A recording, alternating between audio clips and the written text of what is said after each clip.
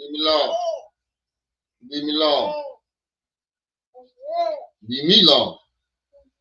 You bothering me. You bothering me. Stop. Swing her trash.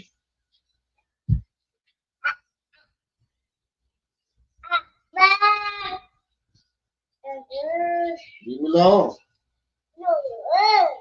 Leave me alone. You leave me alone.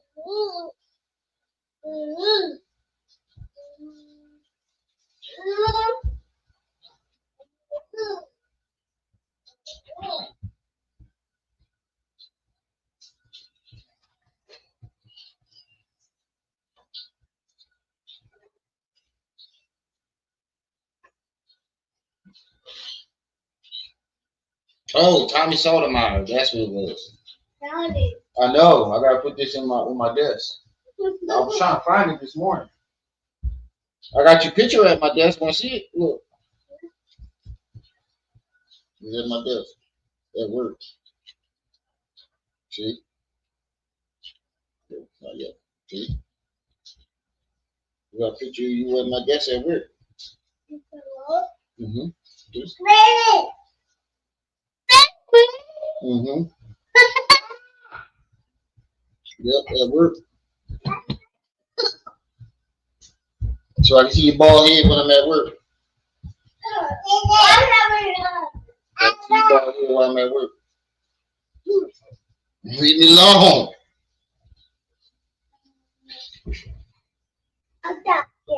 I'll trash you. Leave me alone. I'll trash you. Not get. I trash you. Leave me alone. You harassing me. This is harassment. You harassing me. This is big Texas litigation. This is a war crime. Get out of here before you fall. Get out of there before you fall.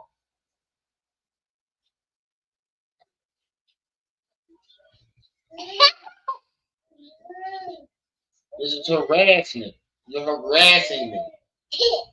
This is big tissue litigation. This is a crime.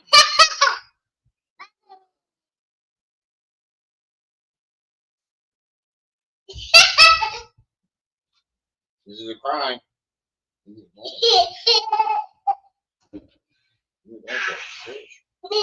Stop, Daddy. Leave me alone. Stop letting me. I know, I can see you. What? You didn't see me. You didn't see me. You didn't see me like that. Got it. My name is Joe Bob Briggs. My name is Joe Bob Briggs. My name is Joe Bob Briggs. Don't try to steal what my mom said. That's what my mom said to us. My name is Tiffany. And then she's gonna pick another white girl name knowing she already got a white girl name.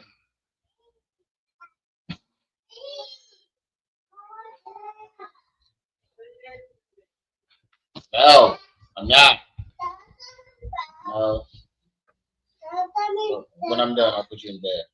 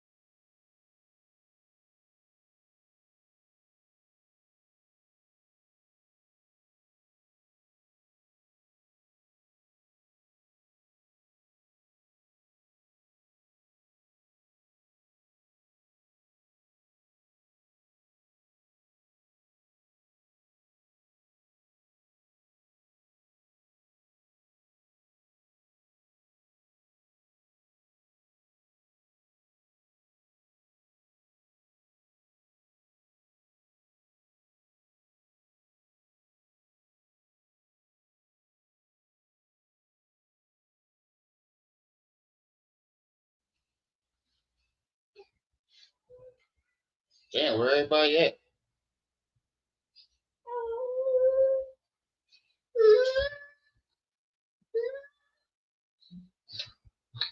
No, don't you bring your ass around this side. What?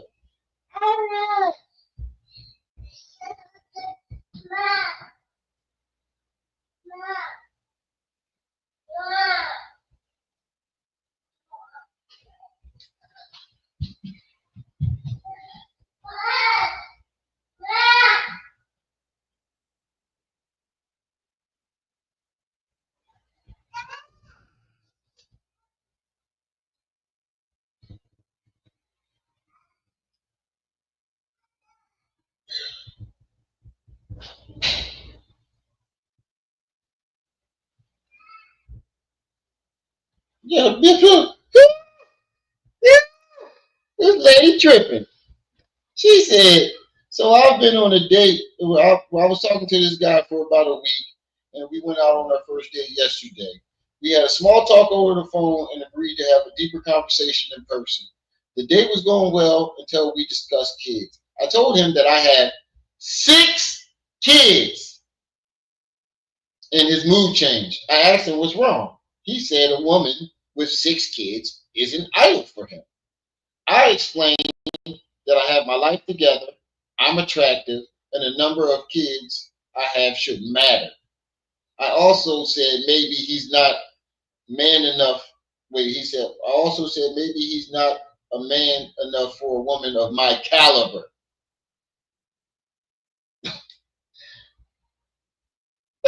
Then he got up and left without paying for the meal. You did, bro? Shit. She said maybe he's not man enough for a woman of my caliber. And what caliber is that, lady? A 22? A BB gun? You ran through. I mean, there ain't nothing wrong with having a bunch of kids. I mean, if they by the same person, that's a different story. Like if you got a bunch of kids and they all by the same person, then yeah. Because I got a bunch of kids. You know, but men and women are 2 different things. And a man can do that. Or a woman, for some reason, a man can do that. And a woman can't do that. But yeah, yeah. I got 5 kids, and I wouldn't even date no woman with 6 kids. You got me fucked up. I'm sorry, that's way too many kids. If they all by the same man, that's different. But I ain't gonna go through a bunch of big daddy drama. I ain't gonna no, that's too much. She said she had the nerve to say her caliber and try to belittle him. And he politely put her down. He said a woman with 6 kids is an idol for me. Like you gotta respect that. And then you go to insulting this man. Maybe you're not a man enough for my caliber. What's your caliber, lady? Daddy. Depending on how many baby daddies you got, what's your caliber? Because if you got more than one baby daddy with all them kids, 2, 3, 2 is the limit. You got more than that, and with 6 kids, lady, you ain't even a caliber. You're a fucking BB gun. And I don't want to be on no manosphere shit, but that's the reality of that. That's crazy. That's diabolical. But Jim Jones is tripping again. He really thinks he's more influential than Nas. He really believes that he has more Billboard hits than Nas. The nigga has lost his fucking mind. He really lost his fucking mind, bro. Bro, you have 1 platinum record that you did not write. You didn't write the shit. You did not write the shit. And then a gold record. Oz has diamond albums. Diamond albums. You will never even sniff a diamond album. Let alone, you never even sniffed a platinum album. Fuck you gonna try to go up and say you better than a nigga that got diamond albums? You ain't never even sniffed a platinum album. Nigga, you sold 3,600 copies on your last album. Nas got nominated for a Grammy for one of his last 3 albums. I think he got a Grammy. Hold on. Let's when did Nas win his last Grammy? Nas won his last Grammy, which was also his first, okay, at the 2021 Grammys. So he won his first Grammy in 2021. But he's not making no motion in your generation. The nigga won a Grammy for us. But that's rap. Oh, that's pretty. You gotta put it on. That's pretty. There you go. He got a Grammy. Mommy. Best rap artist in 2021. That's 4 years ago, nigga. That wasn't that long ago. Nigga, you've never even sniffed a Grammy, let alone a platinum record. This nigga has diamond albums. I know he got diamond singles. Let's fact check that. Does Nas have any diamond records or albums? No, Nas does not have a diamond certified album, while he has achieved certified success in multiple gold and platinum albums. None of his releases have reached 10 million units milestone required for the diamond certification. Okay, so he doesn't have any. I stand corrected. He doesn't have any diamond albums, but he has multiple platinum and gold albums. No. Now let's see. How many platinum albums does Jim Jones have? How many platinum albums or records does Jim Jones have? Jim Jones has 1 platinum single, We Fly High, which he didn't write. Max B wrote that. He has not achieved any platinum albums. He has released 8 studio albums, 5 collaborative albums, 3 compilation albums, 2 extended plays, EPs, 9 mixtapes, and 47 singles. How many singles does Jim Jones have that went platinum? 1 single. This nigga has whole albums that are platinum. You have 1 single that you didn't write. Yo, I thought Hassan, Campbell, and Young Pharaoh were the most delusional people on the fucking internet. This nigga.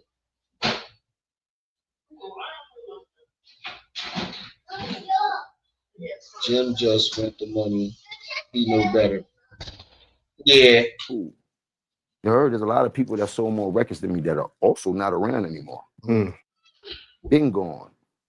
Diamond, 5-time platinum, 4-time platinum, gold artist. I've seen it since.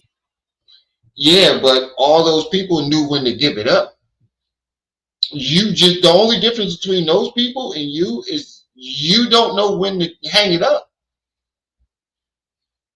Yeah, you can drop music, but is the music selling? No. They knew when to give it up. Once they dropped the album that didn't sell, okay, it's time to hang it up.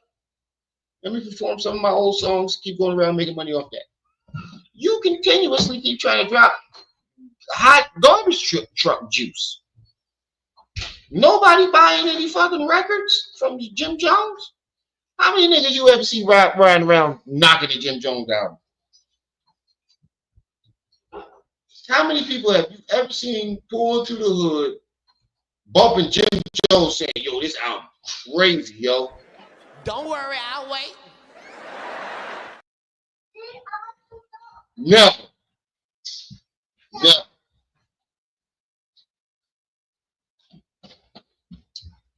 That's what I'm saying. The only difference is these motherfuckers knew how to venture off and do other things because they knew that their rap career is over. That's the only difference between them and you. You don't know how to give it up. You don't know how to quit. Let's go to your last album. You still around. Let me see. How many albums did Jim Jones' last album sell? Jim Jones' most recent albums estimate to be equivalent to 3,600 album sales.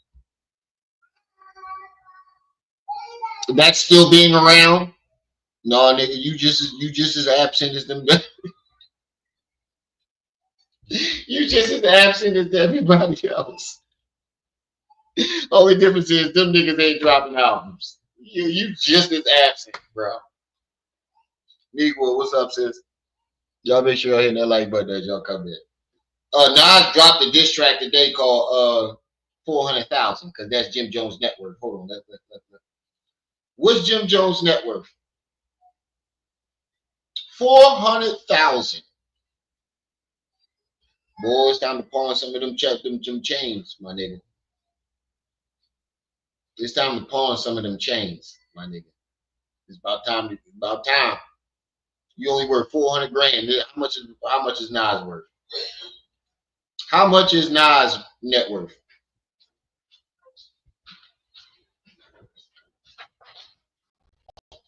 Between 65 to 70 million.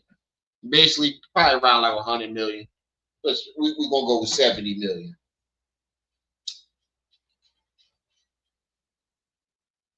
Nigga, where are you more successful than him? Where? You don't got more money than him. You said, oh, Nas don't even be in the places that I be. Yeah, I know. Because you can't get in the places that he be. You can't afford it. 1997, gone. I'm still here.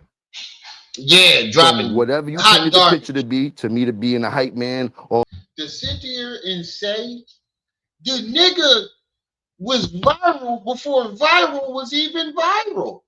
You forgot about the Jay-Z diss? That's still one of the greatest diss songs. Niggas still bump that shit. When Kendrick dropped They Not Like Us, what did they compare it to? What did they compare it to? Don't worry, I'll wait. Wait a minute. They compared it to Nas. They ain't compared it to Jimbo. They didn't compare it to Jimbo. They compared it to Nas versus Jay-Z.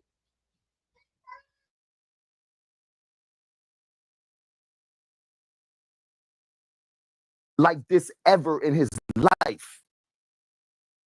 Has Nas that to you? You did. The last time he was in some shit, the people were comparing when him and Jay was beating on him. You heard? You did? Like that. And I don't want to talk about other people's career, but let's just get to this. The people were comparing when him and Jay was beating on him. You heard? You did? Like, ever. He's never been talked about like this ever in his life. Has Nas that to you? You did. The last time he was in some shit, the people were comparing when him and Jay was beating on him. You heard? He said when Jay-Z was beating on him. Yeah, you really lost your fucking mind. Jay-Z dropped 3 diss tracks. Nas only had to drop 1. And they had to go back and redo the diss track because the first one was so fucking crazy and disrespectful that they had to. Oh, Nas, you can't put that Nas. You can't do that. You got to take that. You got to go back. You got to go back and re-record that, bro. This is too lethal. He said when Jay-Z was beating on him, nigga, the delusion is real.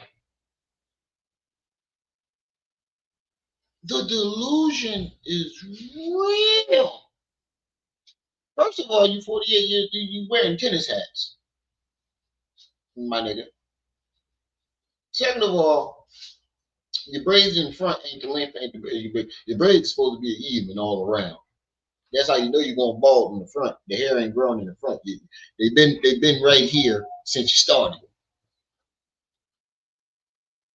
Yeah, Nas mom told him like, yeah, but take that back. Yeah, that's too disrespectful. You said, yeah, Nas mom told him to respond before she passed away. Nas went. I don't know what the fuck he talking about, Nico. This nigga lost his fucking mind. I bet. And I'll wrap circles around. Shit, if I had that, I put it on 50 Tyson over you, nigga. Nigga, are you serious? Oh man, I wish I was signed. I'd take that money from that nigga so quick. And I ain't even motivated to rap. I freestyle still rap circles around Jim Jones. Nigga, you are the worst rapper ever.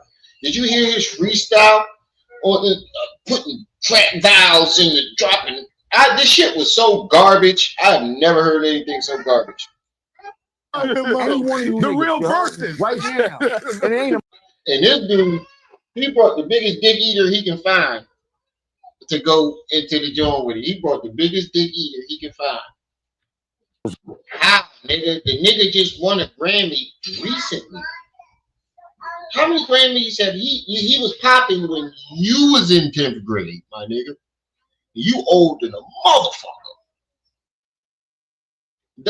That's longevity, my nigga. From when you was in 10th grade to now, and he winning Grammys now. Recently, 2021, he won his Grammy. How many Grammys has Jim Jones won? How many Grammys has Jim Jones won? Don't worry, I'll wait. Wait a minute. Nigga, you got, bro. I can sell 3,600 albums out my trunk. nigga, Gucci Man sold a million copies out his trunk. And you couldn't sell 3,600 out the stores. You couldn't even reach 4,000 at the stores. Niggas was selling albums out the trunk. Wait, you're leading by example? Being a 48-year-old blood? A failed 48-year-old rapper? That's leading by example? What are you leading? You've been in the game 20 years and you're only worth $400,000. I call that a failure. You've been in the game for 20 plus years and you're only worth $400,000. If you only worth $400,000, jewelry gotta be fake. We about to start checking that jewelry. Cause I know a nigga ain't worth $400,000 walking around with $1 million worth of jewelry on.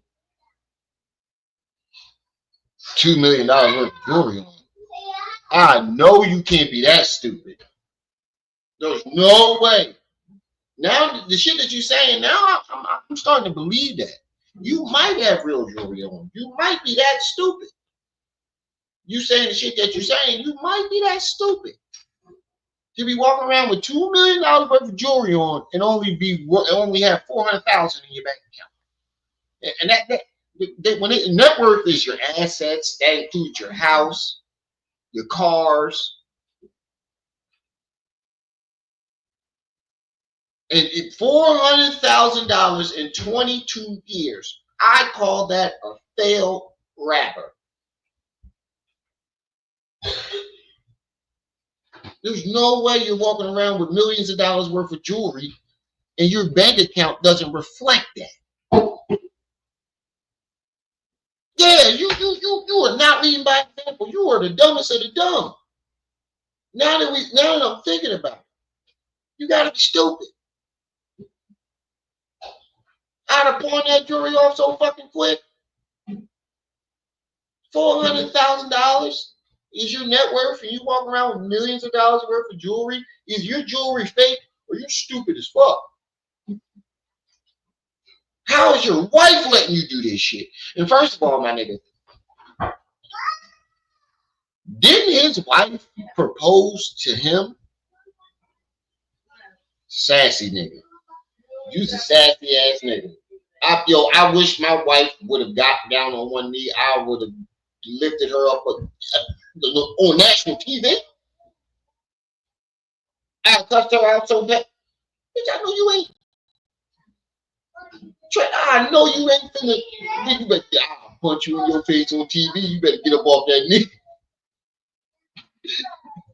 Message I'm preaching because When I've been there what they've been through. And yo, it's Big Ant. You still didn't marry. Back, another edition of Urban Pop. Yeah, I wouldn't either. Fuck Cameron. She was loving the crew.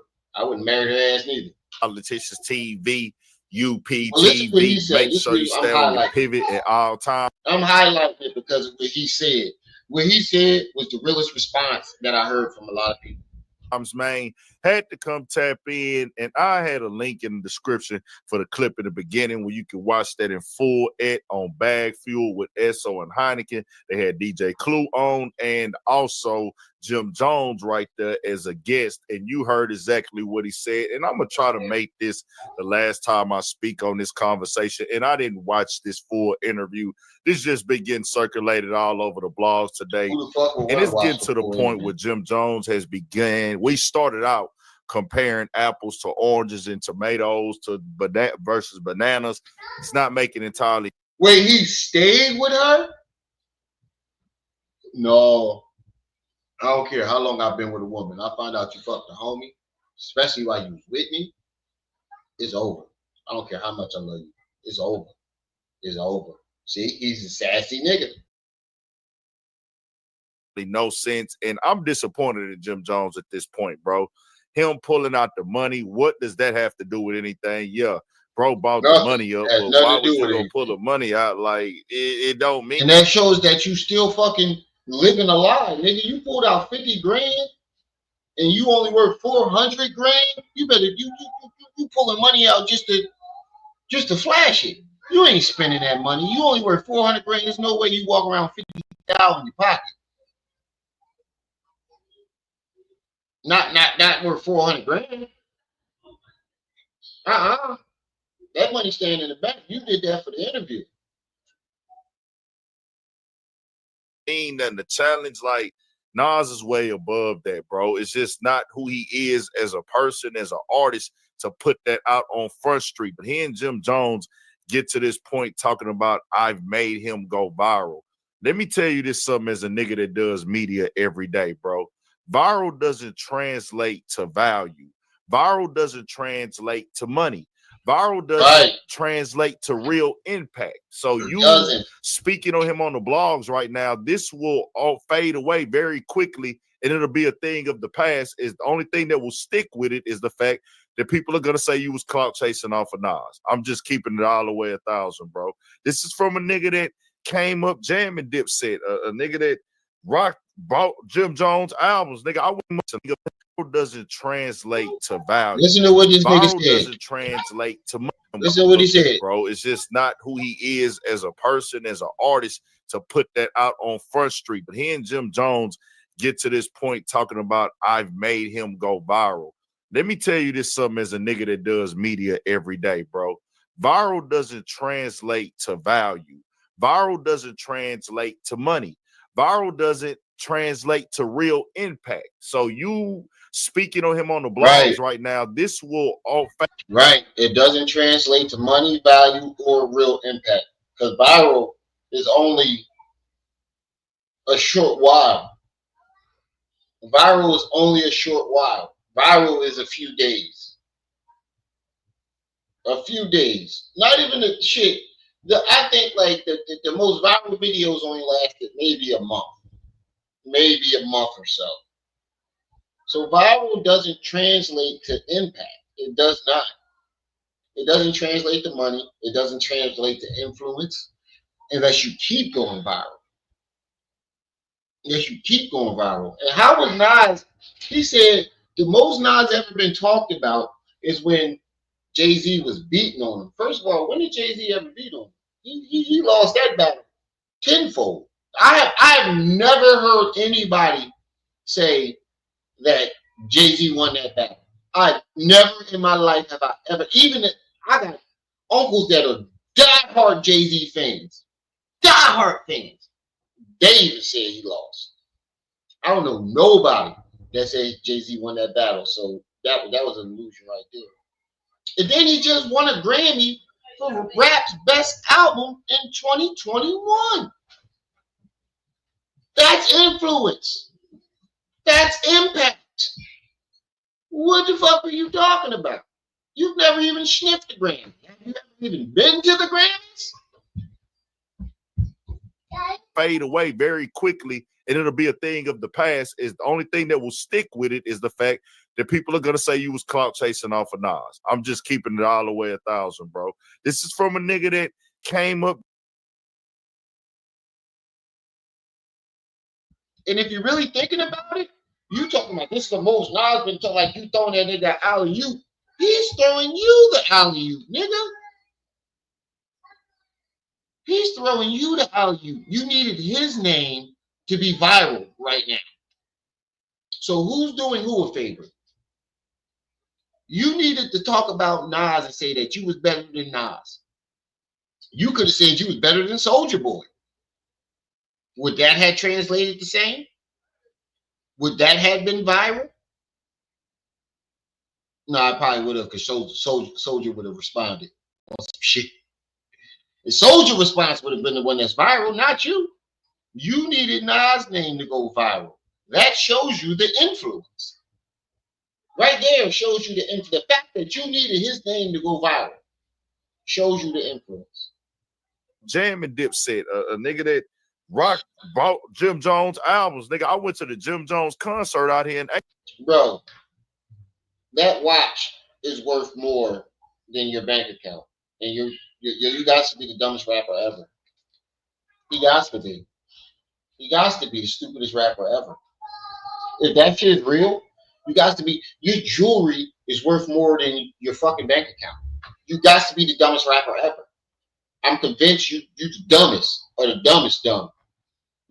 What you did was you showed us how fucking stupid you is. You said you always got to punch up, Remy. Yeah, but I understand that. But what I'm saying is, if Nas wasn't so influential as you say he was, then why did you mention his name? Out of all the rappers, you could have said you better than Kiss. Said you could have been better than any other rapper. You needed Nas's name. But he only worth 400 grand, right? He said, "What's up with this Delulu nigga? Yeah, these niggas get delusional like that. You walking around with millions of dollars worth of jewelry on, and you only worth 400 grand. You got to be the stupidest. You've been in the game 22 years, and you're only worth 400,000. What you did was shine the light on yourself and showed us how fucking how big of a failure you are. Your album didn't sell, so you're trying to translate to the internet. I don't care about these podcasts and this, that, and the third, but you keep going on podcasts, trying to go viral. Your music ain't selling, so you're trying to switch over to the internet. I get it, but you're walking around with either your jewelry is fake or you're the dumbest rapper ever. Because there's no way in hell I'm 48 years old running around with more jewelry worth more than my bank account. There's no way. I can see if I was in my 20s. Yeah, I'm young and dumb.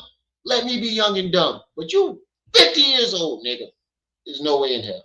H-Town, as Nas is currently touring right now as we speak. I think his tour starts on Friday. So it's like in the last 5 years, y'all, because we talk about relevance and you judging the man's career. He relevance, right? They still not around. Nas is on tour right now. Is Jim Jones on tour?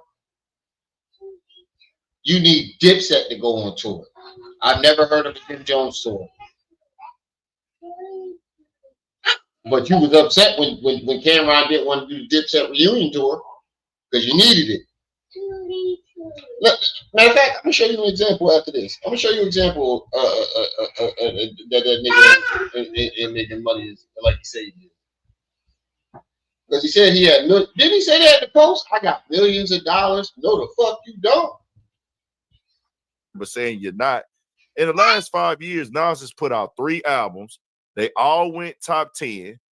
He also won a Grammy in 2021, and he sold out.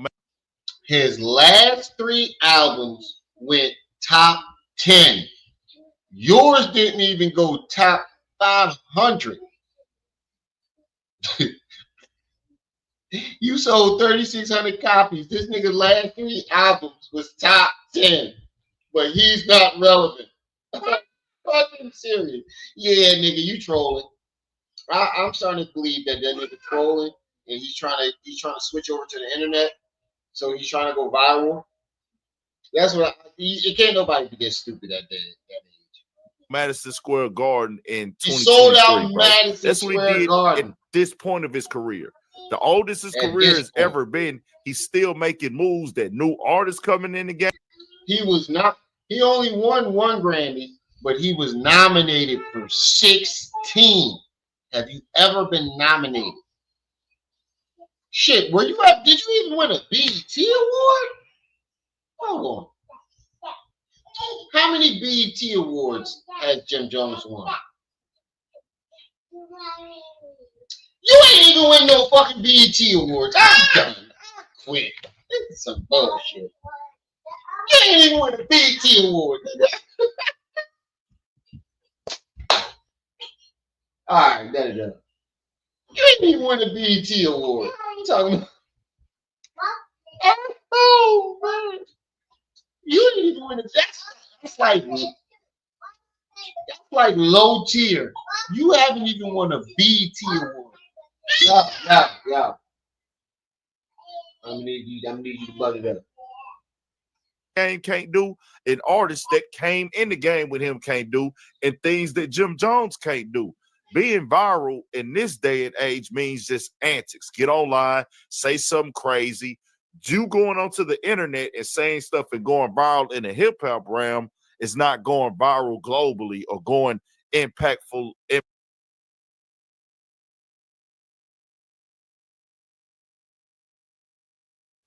What he's saying is you don't have to go. You don't have to have talent to go viral. All right. You don't have to go. You don't have to have any type of talent to go viral. You can just get on the internet and say some old crazy shit, and that's not talent. Nas has gotten by for the last 30 years off of pure talent. Ain't nobody ever talk about Nas. Yeah, okay, but you saying some crazy shit. That's why you're going viral. It ain't because you're talented and you're influential. It's because you're saying something that's delusional.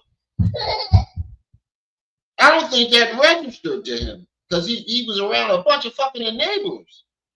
Impacting the world. Yes, we're talking about you in hip hop right now, but it's not for nothing dope. It's about you saying crazy stuff. That doesn't take talent. That doesn't take skill. That doesn't take work. Right. So I'm gonna just go on these interviews and say something crazy. You're going viral for the blasphemy of it, bro.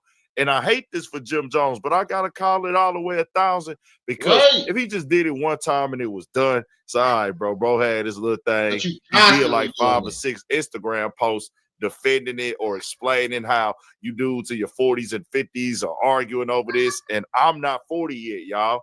But I understand dynamics. Jim Jones, you're almost 50 as well. Like Nas is only 3 years older than you. You like late 40s going on 50. Bro, your fan base is nigga. Wait a minute, that's what I'm saying. He was like, when Nas dropped his album, I was in 10th, 11th grade. He made it seem like Nas is a lot older than him. Nas is only 3 years older than you. Wait, how old was Nas when he dropped his first album? Hold on. How old was Nas when he dropped his first album? He was 20. No, I don't make that's not adding up. What? I think that butt. All right, that's enough. That's enough. Put my belt down for you lose it. Okay, thank you.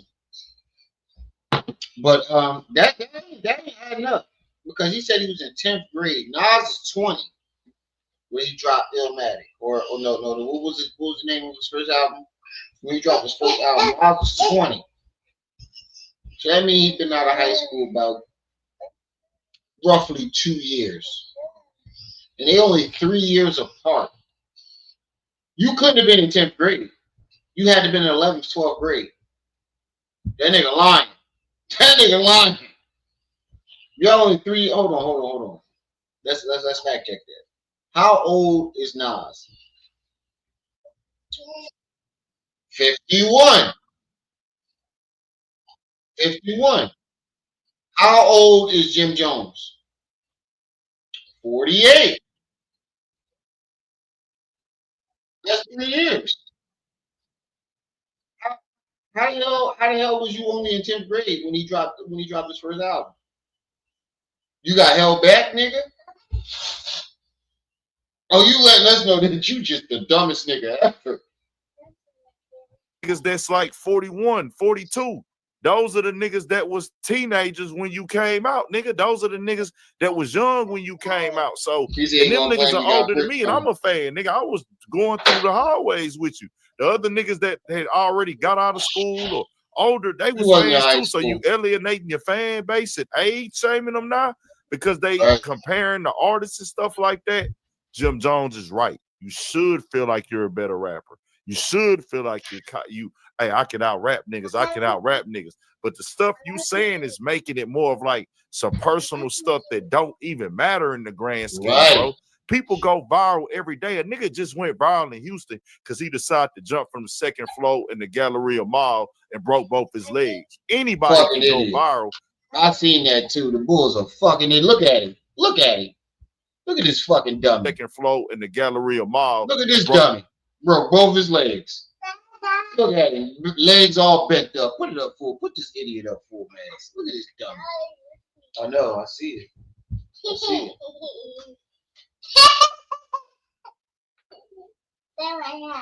Look at this dummy. Put him up full, man. You got to be the dumbest motherfucker ever. Broke both his legs. Anybody can go viral. You might not ever. This dummy might not ever walk again. All right. What I tell you? Butt it up. I paint that butt. You can't fit my head. Ooh, excuse me. Yeah, you might not ever walk again just to go viral. Never. It's too bad. Bro, there's so much shit that I could have said to go viral. But it's not worth it. Viral is not worth it to me. I'll do it on my own strength and my own talent. If I say something that go viral, it'll be because of my funniness or something profound that I said. It ain't gonna be off of some outlandish shit. Can you pack out a venue? Can you put out an album and go top 10? Can your album resonate with the people and you work the product so well and you have that longevity? Nigga, Nas is the nigga that, hey, I don't create motion for the moment. I have motion forever. Whereas when I pop out, I don't need to be viral. The people gonna come to me regardless, and it's gonna be at full capacity, and I'm gonna have their undivided attention. I don't gotta be on the blogs. I don't gotta be in everybody's face. I don't gotta be doing what he call it, being an AB, an algorithm bender. Nah, Jim, you got good music to this day. Jim Jones' music is good. The songs are good. Jim Jones is hustling.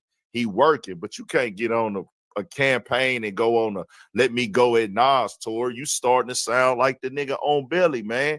The nigga Black from the Basement, PhD, bro. That's what you start to sound like, keeping it all the way 1,000, bro. You start to sound like Black from the Basement because you're making it personal. Right. This how you know Jim Jones ain't got no money. Hold on. Cameron pulls up on Jim Jones in a new Lambo. This is the type of Jim Jones. This type of nigga Jim Jones is. You ain't even happy for your homie. Watch this nigga face. Put it up for him, man.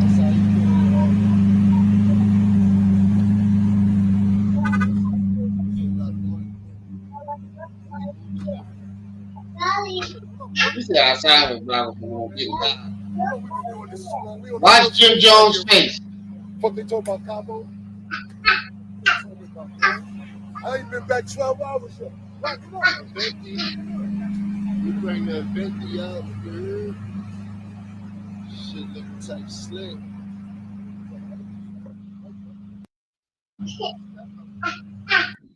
Look at his face. He acted like he was happy for him. And then he shows his true face. Watch, my dog Joe, I got the kid right now. Watch his true face. And he did the face like, ew, that's hot. But watch when Cameron turns his back. He even looks over to see if Cameron looking at him.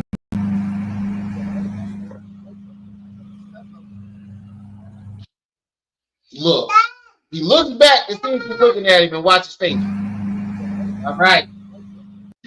Look, he look ew. This is why Cameron looking at him. And then when Cameron turns away, this is his face. Fuck nigga.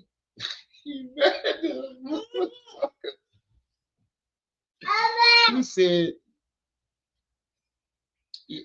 Jim a decent rapper, he not legendary lyrically. No, I think he's terrible.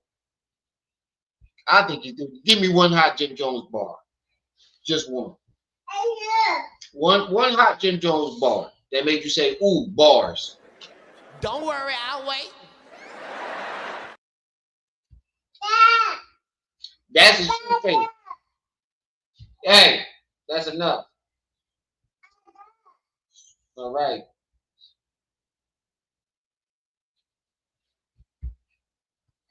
That's his true face. This is how he really felt about him pulling up on that Lambo. Because he only worth $400,000. That Lambo is worth his whole bank account. He butthurt. That's the face of a jealous nigga. How you walk around with millions of dollars of jewelry on, and you only got a couple 100,000 in your bank account? Look at his face. I don't know, Black. I don't know, Black. He was butthurt. That nigga was upset.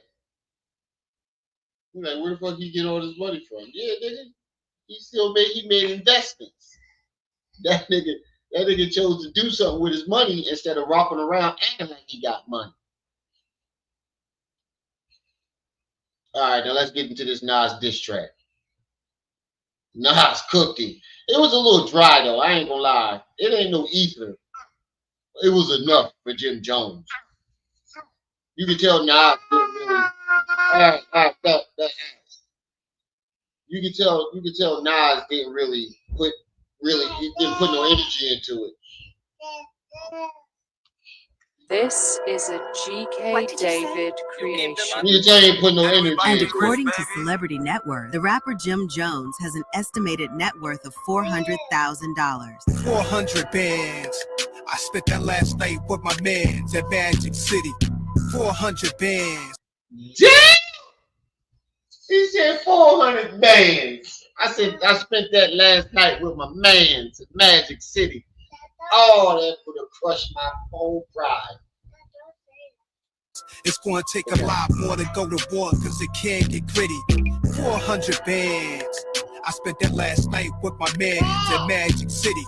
400 bands. It's going to take a lot more to go to war because it can't get gritty. The reporter said you ain't half the M. So when niggas like you start running their mouth and laugh at them, you talk that you was a fan that's bad for lit. Escobar season return, I'm back again. It's whispers in the wind saying Capo ain't kicking. Frontin' like you rich, but the math ain't making. Said you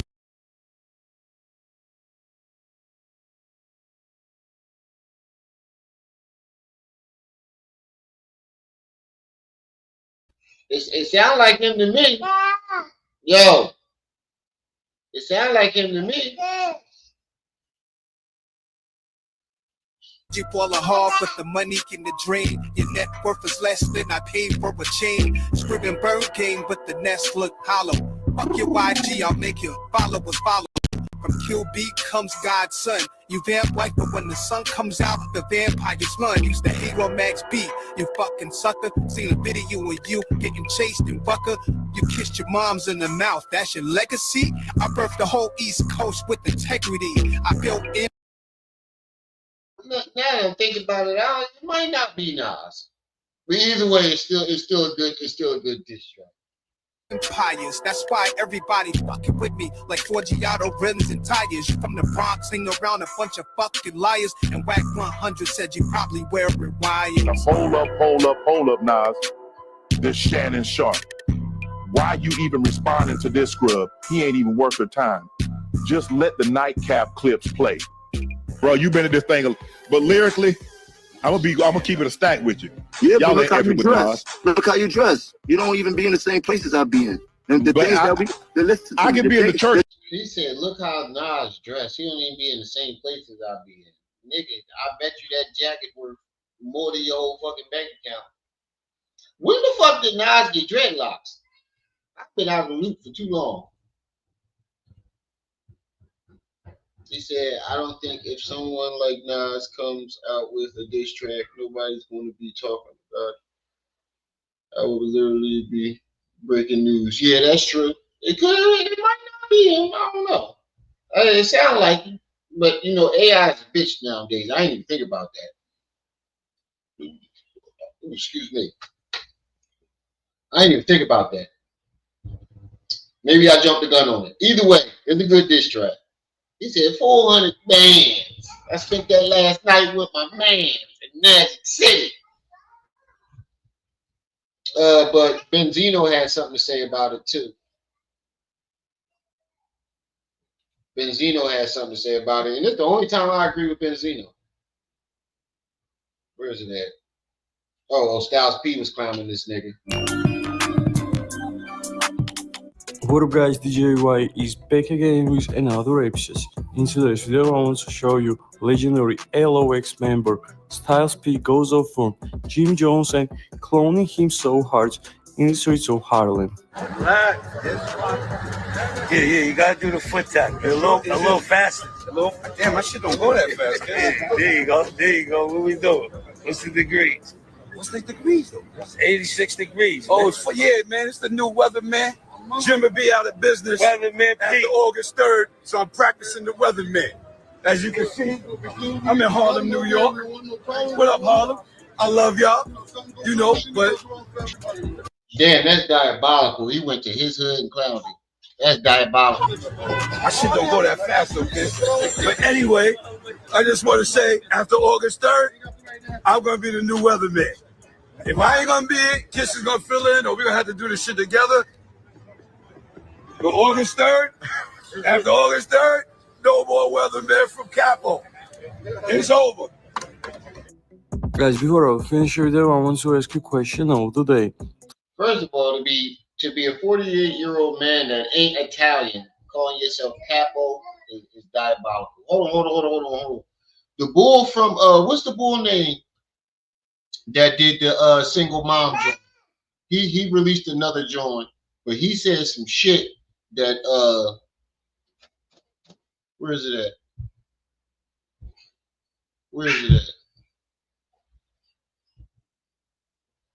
He said some shit that made me that really resonated.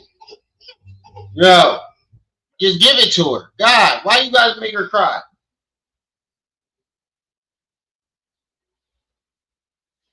Who was on my goddamn thing? What's the dude that do the single moms thing?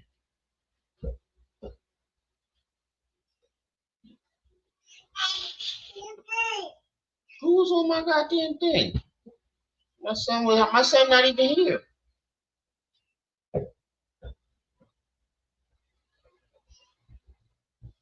It should be somewhere around here.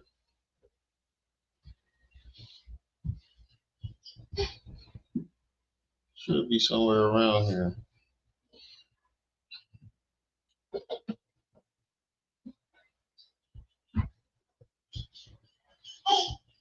There it is. You know, whether you He's love a or you victim. hate my content, there's a couple of things you cannot deny. A, last year I carried TikTok for about 2 months. Undeniable. B, the hype for the song was so great that when I finally dropped the music video, it did 1 million views in 3 weeks. That being said, I didn't see no celebrities do the song or the dance. I wasn't interviewed. I was not. I a single mom nigga. No. Stop throwing that over here. How the single mom nigga got more views than Jim Jones with his music? How the single mom nigga moving more units than Jim Jones? Not treated the way they treat viral niggas. I have the same distribution as Sexy Red. Kevin Gates was in my inbox. Ryan Davis is in my inbox. World Star shared me for free. DJ Academics shared me for free. Niggas know who I'm is. And like I said, 1 million views in 3 weeks. I don't care what type of song you got. That is motion. And the music industry decided to completely blackball me. You see, in the music industry where they have Lil RT, whole music, trap music, drill music, but my single mom raps and songs were offensive, right? That being said, I have been loving watching these niggas in their concerts. Yo, that's fucking diabolical. Less than 100 niggas showed up for Soulja Boy. That's fucking diabolical. I'd have given him money back. He still went out there and performed. I would have gave them their fucking money back. There's no way I would have been that so. Now I can see a nigga like me who's not signed. That's a plus. But to be Soulja Boy and a less than 100 niggas show up, oh yeah, take that. Yeah, they can have their money back. Concert cancel. Concert cancel. That nigga still went out to you. Concerts. Because lately, concert sales have been trash, and I don't want to hear about the economy. Because The Weeknd is doing just fine. Not only have concert sales been low, I've been watching the audience be completely unfazed at these rappers' concerts because the jig is up. People are tired of being in the audience and doing all the work for you. That's what a lot of people are starting to understand. And with a lot of rappers, the only thing they do is do what Playboi Carti used to do. Still does. He changed it up for The Weeknd, but for the most part, they let the crowd do all the work. They'll hold the microphone out to the crowd, let the crowd do the lyrics. And their presence is a performance as the crowd sings their heart out. You relevant? Look at the people in Jim Jones' concert. Fucking Funk Flex cut the nigga mic off at Summer Jam because he was so trash. Because niggas wasn't. Look, put it up, full mass. Look. Does this look like people that's engaged in your music, nigga? These niggas is sitting around waiting for the next artist. There's no performance there, my nigga. The jig is up. The crowd is sick of this shit. You heard me? I told Offset a long time ago I could have saved his tour, back when his tour was struggling last year. He got a new song with JID. It's going to do pretty good because of JID. But for the most part, these rappers is out here struggling with these shows, man. And I'm happy to see it because A, y'all suck live, and B, y'all blackballed a nigga. So fuck y'all. That being said, back to my man Jim Jones. You know, Jimmy, I've never received so many threatening and hateful messages as I have when I started roasting Jim Jones. It's not my fault that Jim Jones is the Peter Pan of the hood. It's not our fault that Jim Jones don't want to grow up. It's not. He called that nigga the Peter Pan of the hood. I quit.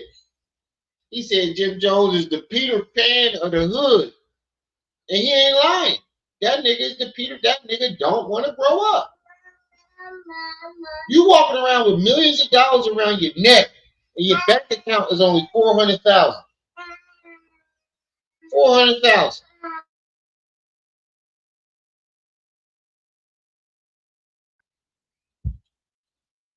Not our fault that Jim Jones is a quote unquote superstar, but you can't take a joke about yourself, my nigga. So I had to really get on your ass. It was a great time. We almost had 100,000 views on that video. Run that bitch up. So considering how I feel about the rappers and the nigga music industry, and considering that Jim Jones people been threatening me, sending me all types of messages, all these bummy ass goons, the boons as I call it, because you a bummy goon ass nigga if you threatening a social media comedian over Jim Jones. Like I said, boy, you know what? This is what I said in response to the boons. You know what's really funny? Look. This is him crashing out because his mic was cut off at Summer Jam. Nigga, the crowd wasn't engaging, nigga. He did you a favor. He did you a favor. He did you a favor. You know what? This is what I said in response to the booms. You know what's really funny? On this channel, we love it when I roast delusional women. But every single time I put a grown-ass man in an air fryer, 1977, here come a bunch of butt-hurt grown-ass men. Jimmy, let me find out you got your boons out here. By the way, thanks to you, Jimmy, I made up a new word, boons. Bummy goon, because you are a bummy goon ass nigga if you are threatening a social media comedian over Jim Orthopedic Jordan, Jim Metamucil Jones. They said this nigga was dressed like a lavender Muslim. They said this nigga was dressed like a pregnancy test. But you mad at me? And he has Capo in his Instagram name. What is Capo? Is that like a gang ranking at 48 years of age? Jimmy! A 48-year-old active gang member. Of course, there are a bunch of little blood minions who are willing to crash out for OG. You know, he's the capo, whatever that means. So considering how I feel about the nigga music industry, and considering the fact that I got the boons at me, this is hilarious. He said the boom. Look at this nigga. What is this concert, Jimmy? What is the? He did you a favor. Funk Flex did you a favor, my nigga. You were just embarrassed. And you know what's crazy? Is it only stings when it's true. The crowd did not fuck with you. Jim, you trash. It's time to hang the mic up. You trash. Don't nobody fuck with you. And Funk Flex did you a favor by cutting your mic. He saved you from more embarrassment. But he's gonna say something that make a lot of sense. This concert, Jimmy. Not even the boons are out here for you. You couldn't get the boons to come to the show, Jimmy. I can guarantee you, if I was up there with the Pampers singing, you let them hit it raw, they would either be singing along with me because they know, or they'd be laughing. What they wouldn't be doing is this. But if we can be completely honest, that is not what I want to talk about today. Did you know that Jim Jones gave birth to the Sassy Man Apocalypse? Yes.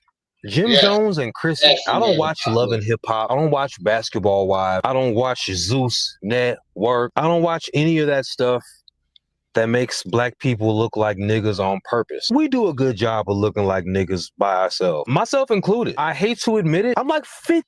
Bro, you sat there smiling while she did that shit, bro. I didn't know he sat there like a fucking female while she proposed to him. This is your capo? Oh, the Bloods got some explaining to do. This is your capo? Sitting there like a proud bitch getting proposed to? 50% nigga, split right down the middle. Nigga, black person. But that being said, Jimmy, Chrissy got tired.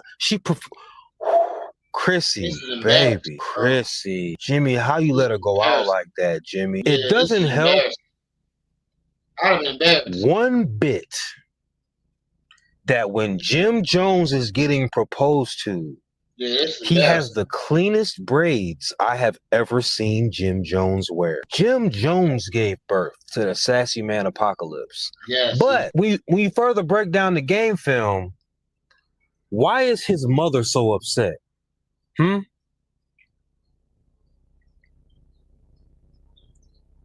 didn't like what I found. My mom told me.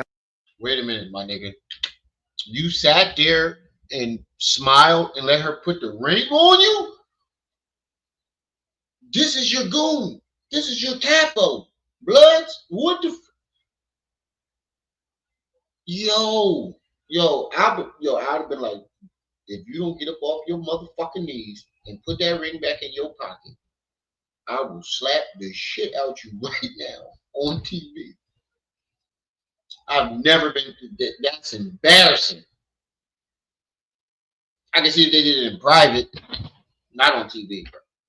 I wish the fuck my baby mom or my motherfucking Jordan. My bad. Whoever that was, not Jordan. Whoever sent that file, appreciate it. My bad. I'm looking at it. I'm looking at the name on Facebook. But whoever sent that file, I appreciate it. If anybody else want to put something down on that loud pack, Cash App, PayPal's at the top of the chat. It's fucking embarrassing. I didn't like what I found. My mom taught me how to kiss when I was younger. What did she tell you to do? She told me how to tongue kiss when I was younger. Like, what's the instructions? It wasn't no instructions. She showed me with her mouth. Like she kissed you? It's my mother. No, I'm just asking. Okay. My parents barely kissed me on the cheek. No, so my mom I just stopped. I said the same thing, yo, and I didn't know he said that shit. My mom, I don't even got memories of my mom kissing me on the cheek, let alone the mouth. She tongue kissed this nigga. Bro, you are a victim. You are a victim. But what can you say about the psychology of this shit? She showed me how to tongue kiss when I was young.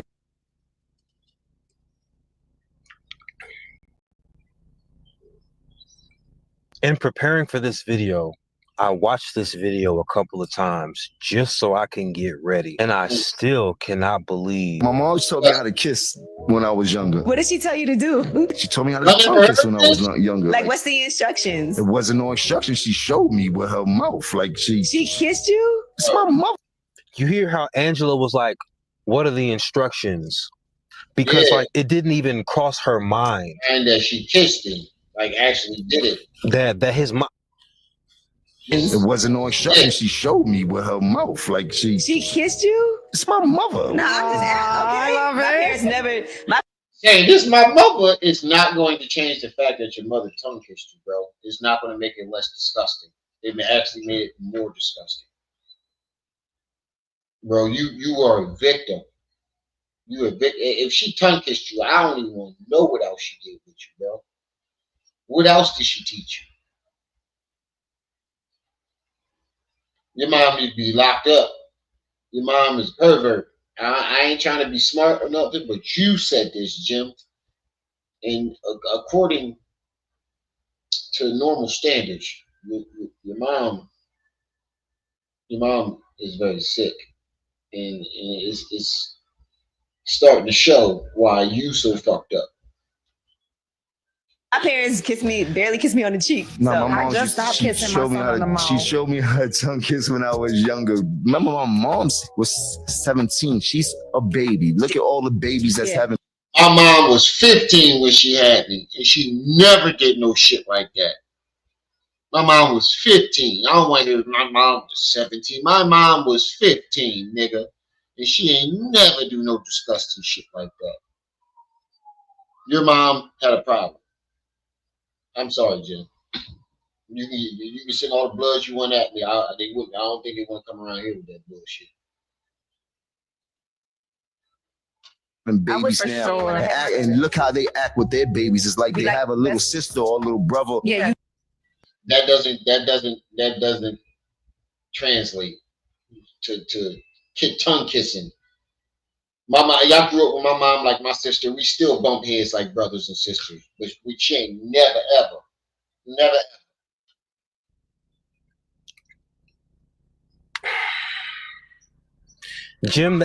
Jim, that's a logical fallacy.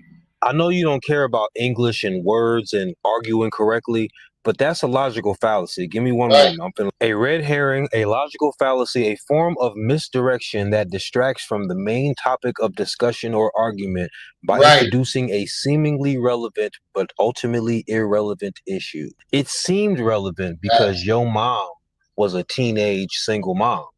You feel me? But that is not relevant when it comes to making out with your son. In all seriousness, Law and Order Special Victims Unit is one of my favorite shows.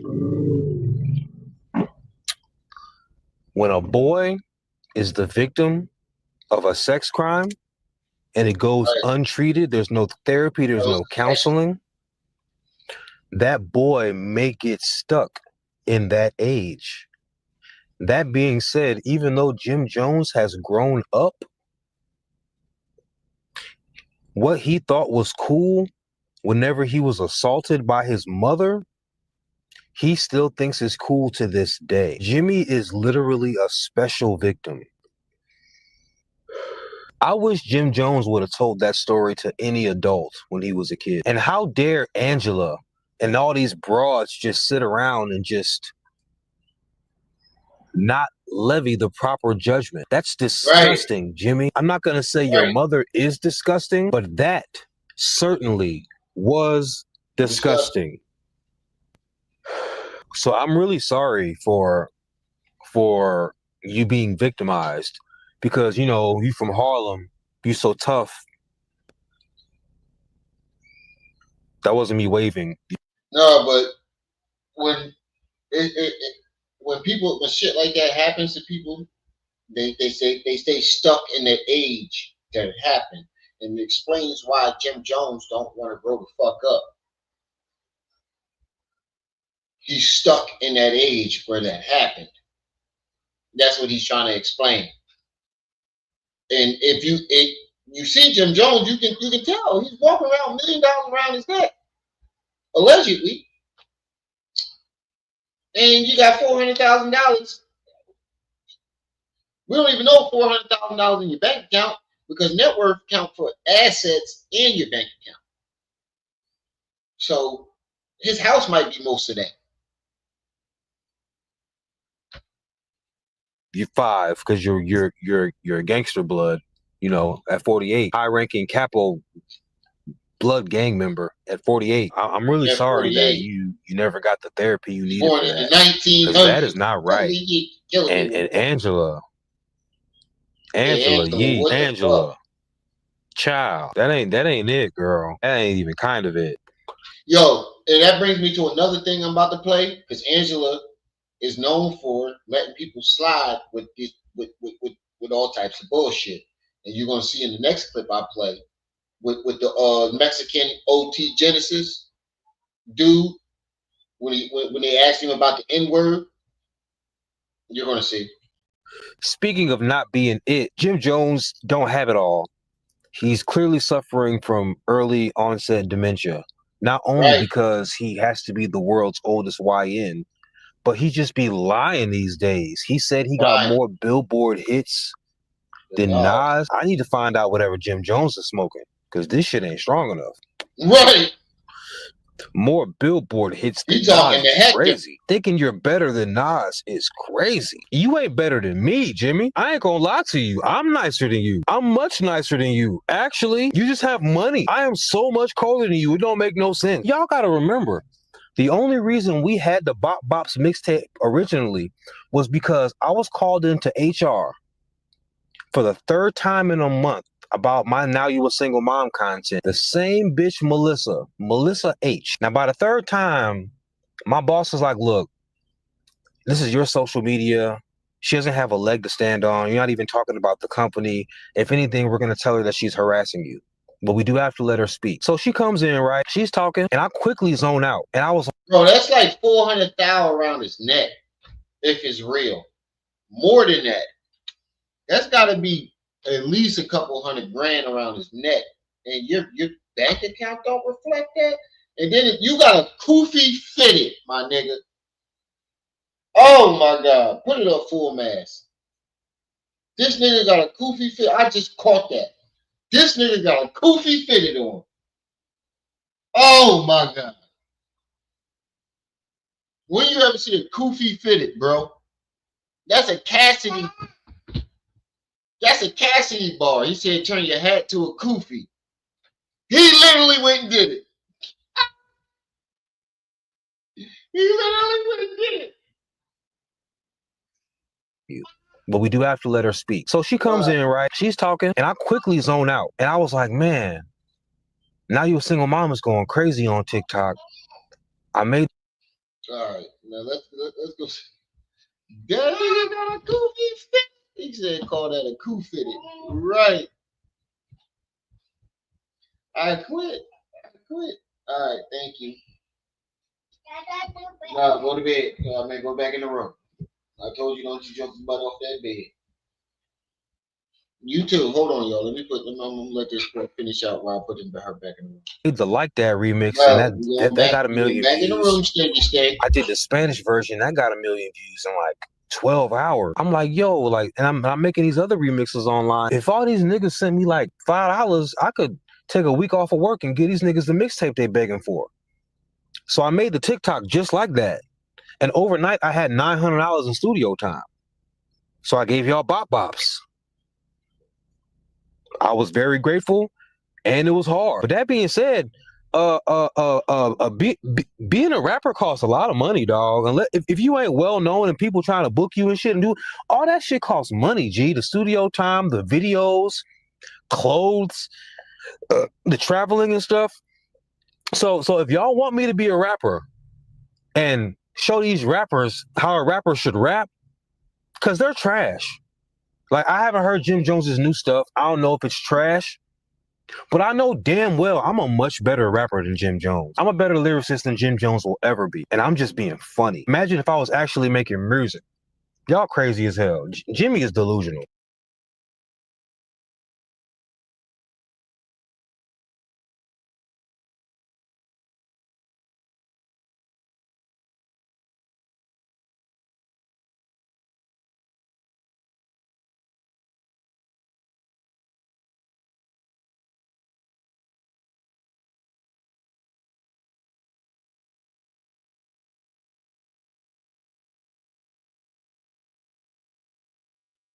All right, y'all. I'm back. My bad, y'all. That's it, kids. All right. Hold on. Let me go to this OT.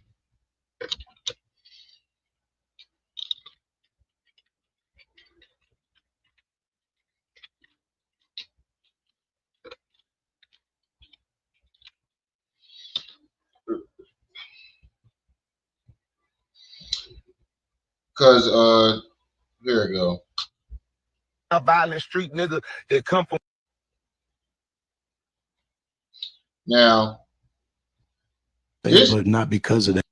This Mexican dude was asked on Angela Yee if he believes he can say the word nigga, right? And this was his response. One bit. He literally said it within the first few seconds. Do you feel like you could say the N-word? I feel like I can say it, but not because of that, and I'm gonna tell you why. I wish there were some black dudes in here. There are. Right there. And there's one right here. Not. Okay, well, we're gonna use him. What the fuck you gonna do about it, you know? And then second of all, he said, "What the fuck you gonna do about it?" Now that's the issue I have, and I have an issue with it because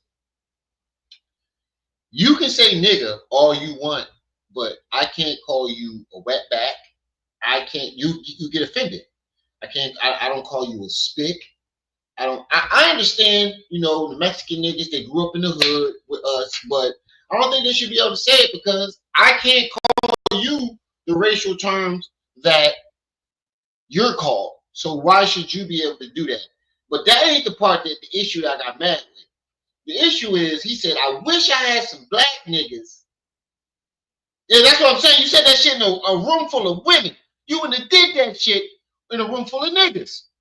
We'd have whooped your ass all in that room.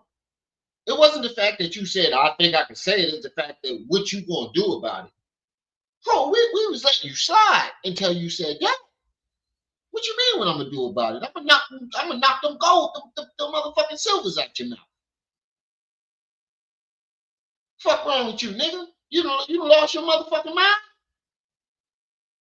He looked at the black dude. We gonna use him as an example. What you gonna do about it? You said it for a room full of niggas and a non-confrontational nigga. You would have said that shit in front of some goons. You'd have got your head knocked off.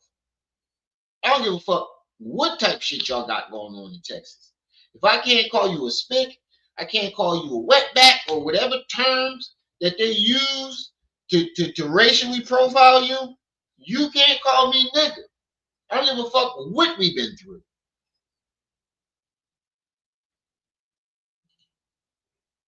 Right. And he got backlash from his own homie now. I grew up loving these motherfuckers. But what I don't like about it is Sauce Walker tried to defend him at first. And then when he got pushback from it, that's when he was like, oh, I didn't hear that part. Yes, the fuck you did. He said it in the first couple minutes of the clip. Yes, the fuck you did. You just got pushback from it. And now you, but he did make a point. Nigga, you said that in front of a bunch of women. You wouldn't have said that in front of a bunch of goons. I grew up fighting with them. I grew up eating with them. I grew up fucking doing bad shit with them. I grew up loving with them. And I got a family. And it's not even about family. Even if I wasn't related to nobody, I'm black. I mean, it was shit. What the fuck I was surrounded by, you know? I don't give a fuck what you were surrounded by. If I can't call you a spit or a wetback or any of the and I'm not trying to call him that. Let's get that clear. I'm not calling him that. I'm saying if I can't say those derogatory things to you, you can't say it to me. I heard some people say, black people, you the fucking Azealia Banks retarded ass. Nobody listen to her dumb ass. But she was like, oh, y'all niggas y'all call each other that. We use it. We took the word back and we say it to each other as a term of endearment and saying we can say it. You can't say it, motherfucker. No, I'm gonna show you what you walked into. This is what you walked into. And you said, and Angela Lee, this is another thing that Angela Yee let slide. This bitch just let anybody say anything on her shit. I feel like I can't say it, but not because of that. And I'm gonna tell you why. I wish there was some black dudes in here. There are. Where behind you? And this one right here. Not. He said, I wish there was some black dudes in here so he can say what he about to say. Okay, well, we're gonna use him. What the fuck you gonna do about it, you know? And then second of all, I grew up loving these motherfuckers. What you gonna do about it? Grew up fighting with them. Nah, if he would have said that, if he would have took that, what the fuck you gonna do about it, and said, I grew up with him, I grew up fighting with him, we went through the same struggles, then I'd have been like, all right. But still, I can't call you none of your derogatory names, but I see where you're coming from. But the fact that you looked over at this nigga, the one nigga in there, he probably got a whole bunch of goons and a bunch of fucking ladies, and say, what the fuck you gonna do about it? Nigga, have you lost your mind? What am I do about it? I'd have jumped through it. That's all you would have saw. We have technical difficulties. That's all you would have saw. This is what you would have saw. He looked over at me and said, we're gonna use him as an example. What the fuck you gonna do about it?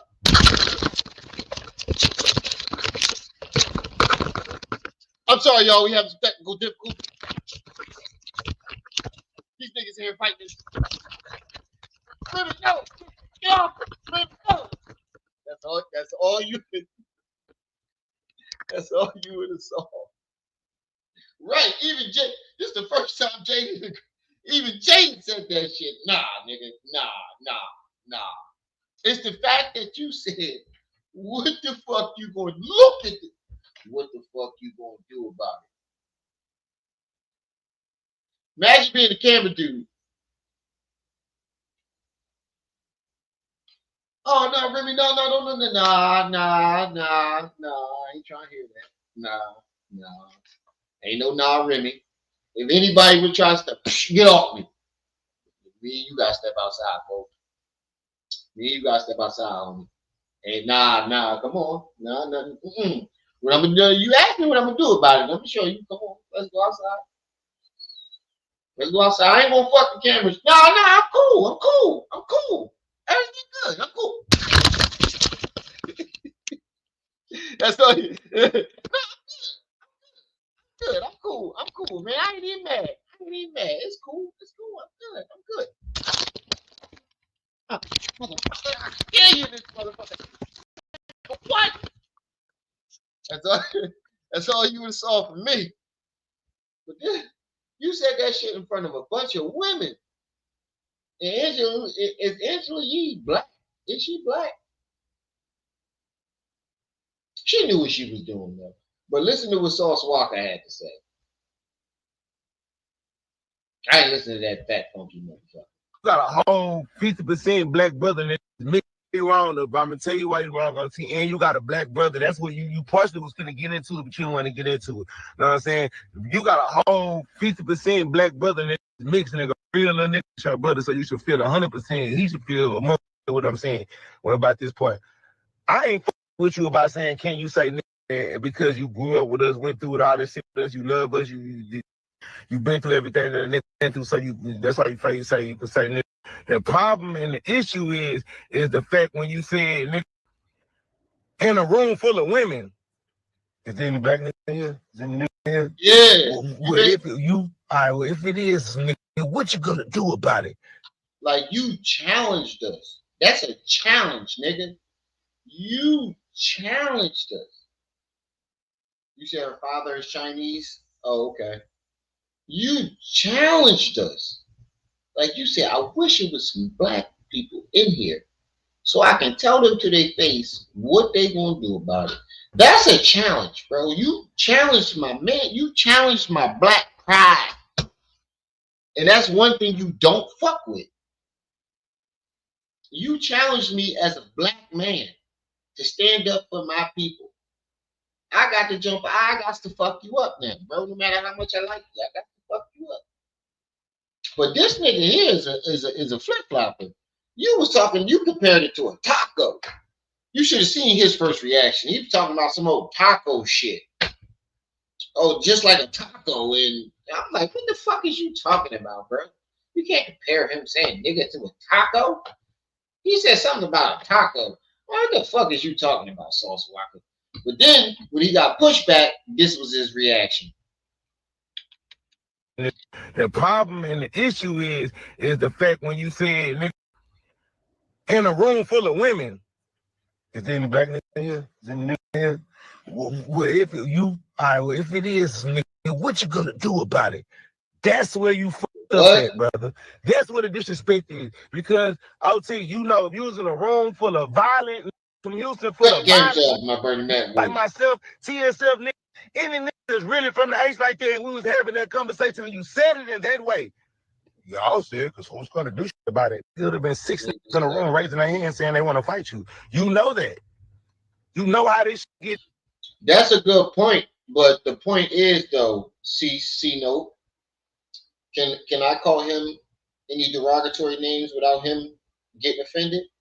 Can I call him a wetback? Can I call him a spick? No, we can't. We can't do that. We can't do that. So it doesn't matter. And that sounds like a smoke screen right there. We told niggas stop killing niggas. We can't respect. I don't want to hear that shit, bro. To be honest with you, bro. That sounds like an excuse to let people disrespect us. That's an excuse. I don't care how much we disrespect each other. What that got to do with them disrespecting us? That's moving the goalpost. That's moving the goalpost, bro. You done moved it out the stadium. It's over in the soccer stadium. Get down in Houston. You a Texas Crip. If a nigga come up to you and say, Mexican LT, you ain't no Crip. And what you gonna do about it? You gonna want to fight about that. This nigga in the room gonna say, who ain't what squabble? And that's where the disrespect and the third part is, LT. Because at the end of the day, there's nothing but women in that room. There's a bunch of girls in that room. It was a now violent street nigga that come from where you come from and been through what you've been through, or that's from somewhere else. Right, it doesn't make it okay. That's gonna disagree with you and with that statement to the point to where they'll fight you about that, or they'll do something about that. So therefore, that's what people in the general public gonna take it like that's holy, because you're doing something in the setting where people are going to consider it, where it's safe to say that right then and right there. Would you possibly say that around a room full of them? There's never a point where I've been in some controversy and thought. You wouldn't have said that in front of a room full of niggas. You did that shit because you was around females. I just want to highlight that. Now we can get into I found a video about Tommy Sotomayor. Apparently he got cooked the other day. Oh, Hassan Campbell was live. How when somebody get hit with the violence, the rest of the they say he just. Why is this even? Nobody. Peace of love to everybody in the building. Yeah, I swear to God. How that song go? How did you get here? Nobody's supposed to be here. Why are we even talking about Nas versus Jim Jones? Why is this even part of the conversation? Scooby-Dooby-Doo? Why are we even having this conversation? Bro, that shit getting old, bro. I ain't gonna lie, bro. You know how to run a slogan into the ground. You definitely know how to run a slogan into the ground.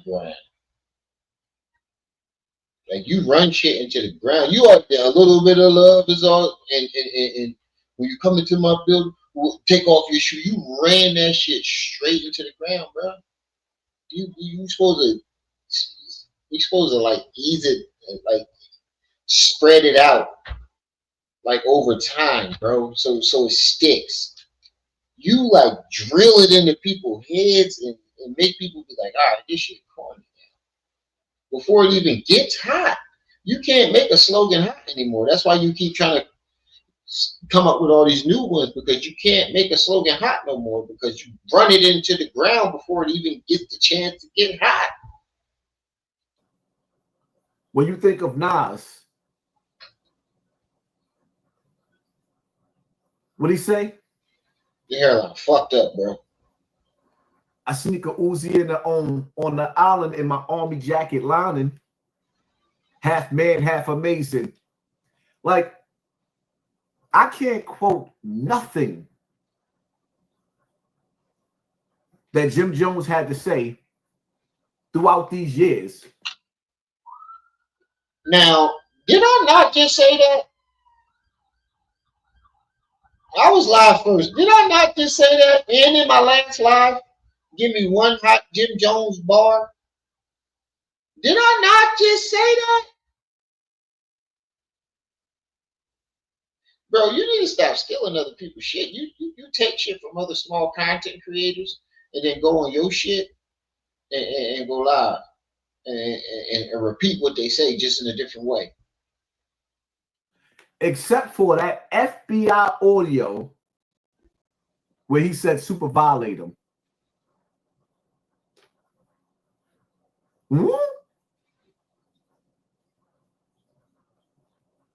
He ain't right that. That don't count. Man, we already discussed that. That don't count because he ain't right it. Max B. Jim Jones says super violate Tekashi 6ix9ine. Jim Jones says super value Tekashi 69. Dumbass. He definitely humiliating Shai right now. Well, like the picture up there next to the post, you know, like when you go to YouTube and World Star, you got his picture next to this shit. Everything he say, you got a split screen and Shai picture next to this shit. I said, this shit crazy stuff. But he doing that to make T9 think he don't got no relationship. That's what he trying to do. That's what he trying to do. He trying to supplement himself. That's cool, but now you gotta get violated. Yeah, super violated. Super duper. So yeah, super duper. See, this is what we remember you for, Jim Jones. Remember the time? Remember this time? Ain't too much he can really do unless he gonna go run around with 100 armed security all day. You know what I'm saying? He gonna get shot at penny. You ain't getting enough money for that. That's a fact. And he just canceled all his shows. He ain't a drug member no more. Nah, he ain't nothing. That's what Shotty need to make sure. Nah, he tell that nigga that he's not a gang member no more. He kicked out the whip. He was never. This right here, nigga. This shit right here, nigga, made history. And then it's crazy because when you listen to the conversation with Jim Jones talking, Tekashi was at his height of his career right there. But Jim Jones sitting up there telling you that, nah, he can't afford to pay for all that security.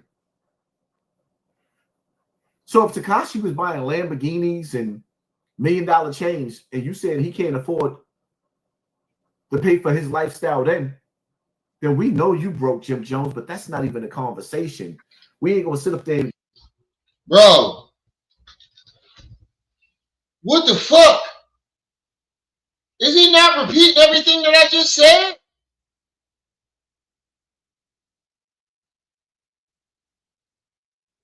What the fuck?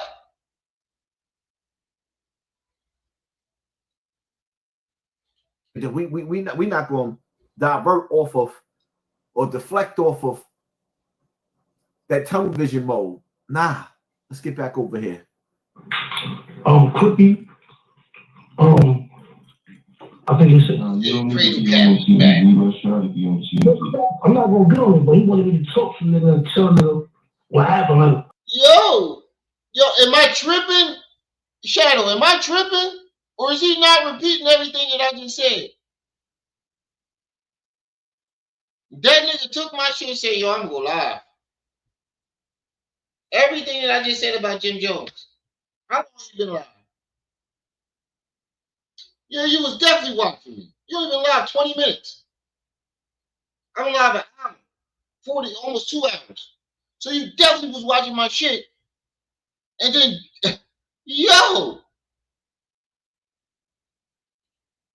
Cause you know, that's crazy. My lap first, you feel me? So you don't say nothing. You let Shotty handle that shit, bro. You don't say nothing. So don't say nothing? Nah, Shotty gotta handle that shit. He get on TMZ, he need to talk his talk, he need to talk his shit. You dig? Mm-hmm. And he need to be very, very, very articulate about what he's saying, why he made people think that nigga was a gang member. He need to let niggas know that he was never a gang member. He was always a money ploy for the gang members. You gotta figure it out. In this conversation, who's the shot caller? Melly or Jim Jones? Sounds like Jimmy to me, right? It sounds like you're trying to get Jim Jones locked up to me. That's what it sounds like. It sounds like you're trying to influence the conversation and make a narrative. King C. Ray. Haas, if Jomo cut the E off emotions, he will move better. North Mullins, Mississippi in the building. Thank you for sponsoring this war and pissing the haters off. You know, every time y'all show love, a little bit of love is all it takes. It pisses the haters off. They try to make people out there believe that I'm the most hated. Really, I'm really the most loved. But they want you to think that everybody hates me. Everybody hates Chris.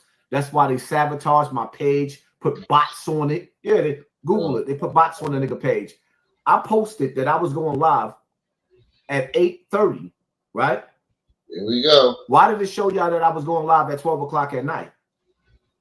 Because if my audience knew that I was live right now. Because your dumbass didn't put the right time on it, my nigga. Like, come on. With the dumb shit, bro. So you was going live at 8:30, right? So why didn't you go live at 8:30? What time is it? This don't show military time. What time is it? Where my phone at? It's 9 o'clock. You've been live. Yeah, about 8:30. That's when you went live. About 8:40. You got people thinking I'm going live at 12 o'clock tonight. Yeah, the game is rigged around here. But shout out to the 1,400 people in the building. Make sure y'all super violate that like button. Bro, this is a ploy to get people to donate. super chat, bro. Like enough is enough.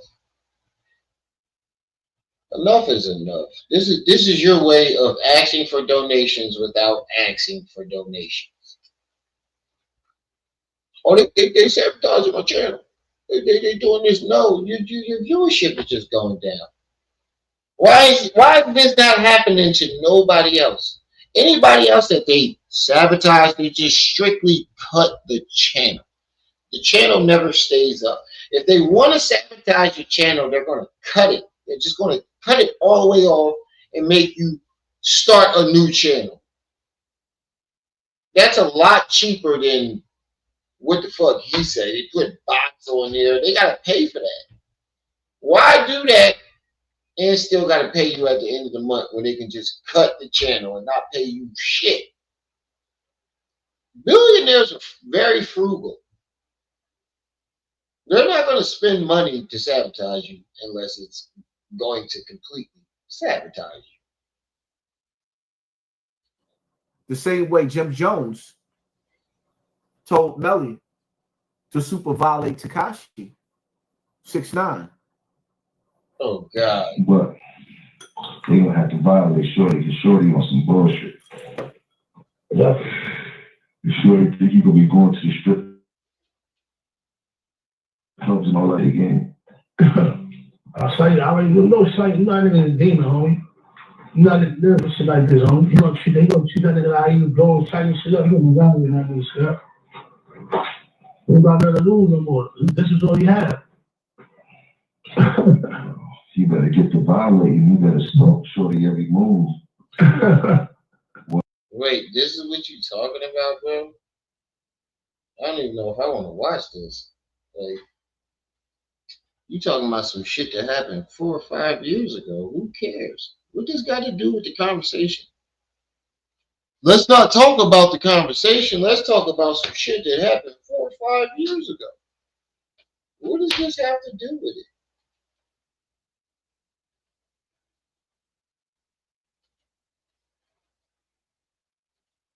We know. Everybody knows already. Why are we doing this? That's what happens. Once security get injured, them niggas like, nah, protect nobody that know that it's causing harm. You even breaking down. This is your greatest hit. You even breaking down, your lyrics on this song right here, nigga? Your lyrics on this song right here? You know how you breaking down how when somebody get hit with the violence, the rest of the security companies, they ain't gonna want to take the risk. Teach, King. What? Show us what you brought to the game. This is what you brought to the music industry. Huh? That's all these niggas gotta say. Well, shy, that niggas know, man, bro, we gonna tear security up, bro. We ain't even worried about you, bro. You ain't even say, you ain't even. Whoa. Did y'all just hear him say, we gonna tear the security up? You doubling down on your threat and you escaped the FBI? Bro, it's the same thing you're doing with Whack 100. You're calling him a snitch while snitching. Nobody else doing this. You're calling him a snitch while snitching. This is what I see. This is what I'm hearing. You're pointing out his incriminating things that he's saying while trying to call him a snitch. Isn't that snitching at the same time? Isn't that what that is? You're basically, and you say the FBI is watching you. You claim the FBI is watching you. So why would you do this in front of the FBI?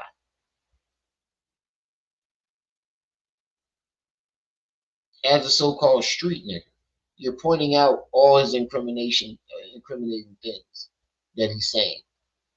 You're basically saying, "Hey FBI, let's go back, review this, and look what he's saying. He's saying this, he's saying that. Look, that's a threat. You sound like you dry snitching to me.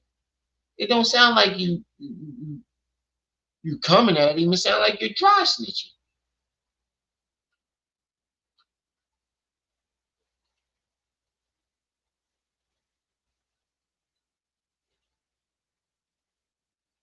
Yeah, he swear the FBI is watching him. So if you claim that the FBI is watching him, why are you? He mad because Jim Jones is going viral right now, and he's not. So he went, like I said, whenever somebody goes viral, he tries to latch on to that viral moment and take it from him or overshadow it. But this ain't it. You did worse. Let me remind the people that he got caught on the wiretap that everybody else brings up and everybody else didn't heard and nobody cares about. In this audio than Diddy did in his whole trial. What? What you did in this audio right here is signed, sealed, delivered RICO. You did more in this audio than every piece of evidence that they got on Diddy right now. Huh? Yeah, because they dropped all the charges. Now, shut up, nigga. Until the security up. Once niggas start doing that, the security gonna be like, listen, bro, I ain't in it for this, bro. You're gonna have to do this shit on your own time, bro. You can't. The security out in New York can't run around with fire on them, right? Nah, them niggas, or unless they ex-police, but it don't matter at that time because they doing an illegal job. It don't matter because they doing an illegal job. It don't matter because the shot ain't run down. They can't pull their gun out to shoot nobody unless the gun is pulled out. Ooh, that sounds premeditated to me. What I want to know is who initiated the wiretap and who released this recording. That's the question I want to know. That's the question that everybody keeps overlooking. If it was a wiretap, who was wearing the wire? Or who pointed the FBI in his direction to tap his phone? If it was a phone tap or wiretap, whatever it was, somebody had to let the FBI know that I'm making this phone call to Jim Jones and we're about to talk about this. That's the question.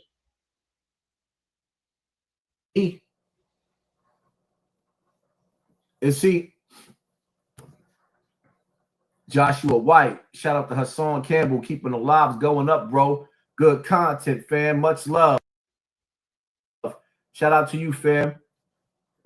Thank you for sponsoring this war and pissing the haters off. Yeah. Damn, that's deep right there. See, Jimmy? First and foremost, right? I don't want to hear nothing ever again about anything that I had to say about Jim Jones in the past, because Jim Jones just basically showed everybody that he's a troll. You not? And he's trolling Nas. And you not instigating a fight with Nas. And he's on the internet trying to bully Nas just to get clout, right? For clout. Isn't that what y'all told me? I don't want to hear nothing. Wait. So, wait a minute. Wait. So, because Jimmy did it this one time, that makes it okay for you to do it. See, it's the same thing that I say about you when people come at me about doing videos on you. Like, it doesn't make it right. I mean, it's content. It's content. That's what people do for content nowadays, especially over in these different parts of YouTube, these different sectors of YouTube. We cover other people, but what? I mean, I kind of say the same thing. Like, how you gonna troll me when he been trolling everybody else? But to say that to a nigga that did it one time is diabolical. I don't want to hear nothing.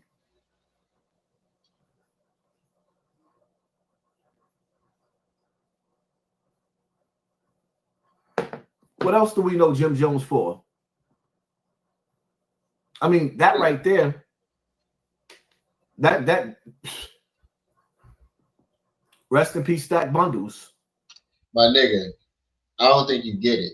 I would rather be known for that wiretap than to be known for getting thighed. That's all Jim Jones got to say. I'll take the wiretap any motherfucking day over being thighed, quote unquote. You're known for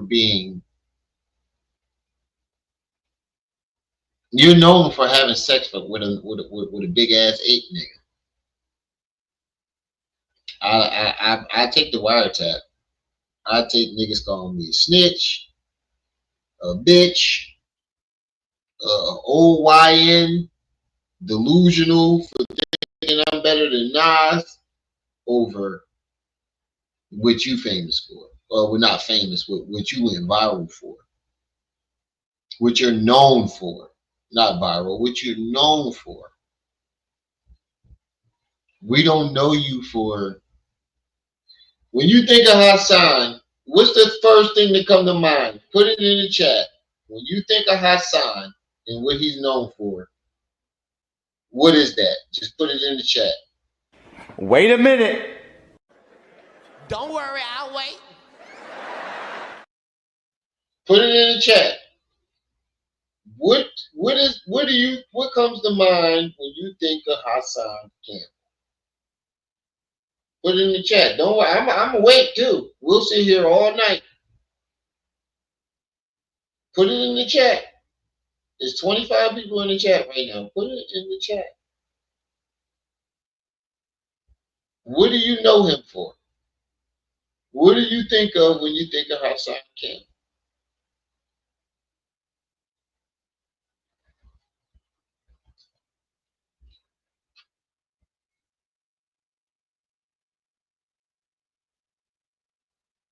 He said, I'll take 100 wiretaps. He said, Hassan stay on the internet looking for clout. I'd rather be known for a wiretap than eating Fat Albert's old lemon pepper thighs, thigh queen, superhead, thigh son. This is what you're known for, bro. I would take 100 wiretaps of me. I'll take me in the courtroom with a picture of me pointing at the nigga like this. That's him, Your Honor. with the headline in the newspaper reading, Remiel points his assailant out, or points out his other gang members, or points out whoever. That's him, the headline. That's him, Your Honor. Me like this. I would take that over what you're famous for, bro. Thigh son, lemon drizzled thighs, airbender. He called that nigga. He called that nigga an airbender. Bro, I would take that any fucking day. He said, I'd take 100 witty interrogations. How old is you, grown man?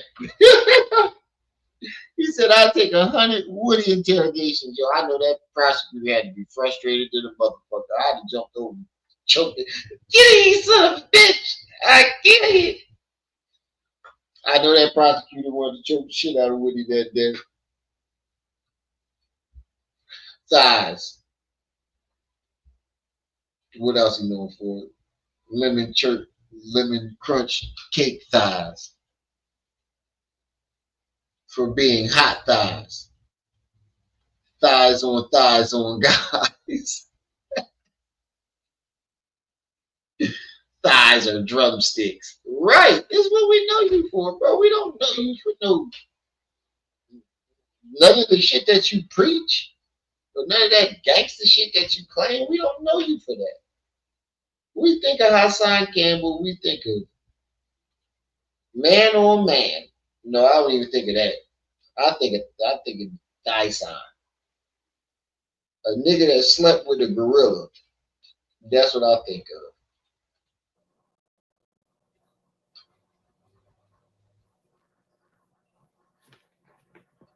Calvin Dickinson. What up, Haas? Question. If you're Diddy, would you take the stand or take a plea deal? Salute. See, the thing about it is when you go to trial, right? I'm glad you asked that. No, don't talk about going With to trial. Diddy. They never go to trial. Except for when you beat your girlfriend up. They pretty much dropped most of the major charges on Diddy, which I think is foul. Diddy is guilty of some of the worst things that you could possibly think of. But that's not what he was charged with, though. All the things that was said in the trial weren't the things that he was charged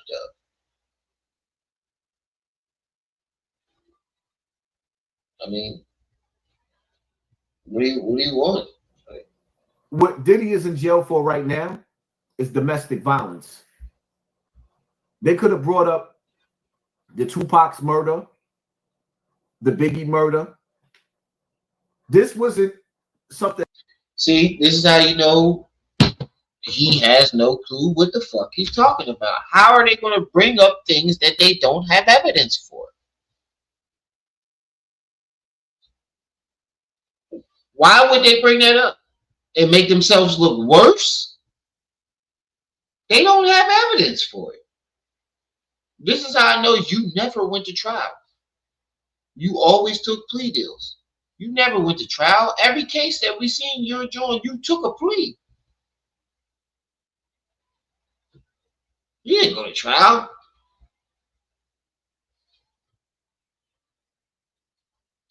That they was looking to get a conviction for. This was a humiliation ritual. Where they wanted to humiliate Diddy. Now it was two things. You can't even spell humiliation ritual, let alone know what the fuck it is. Matter of fact, you do. Wait. Okay, since we want to say humiliation rituals, what if you coming out saying Bambaataa molested you was your humiliation? Anybody ever think about that? Because you gained success afterwards.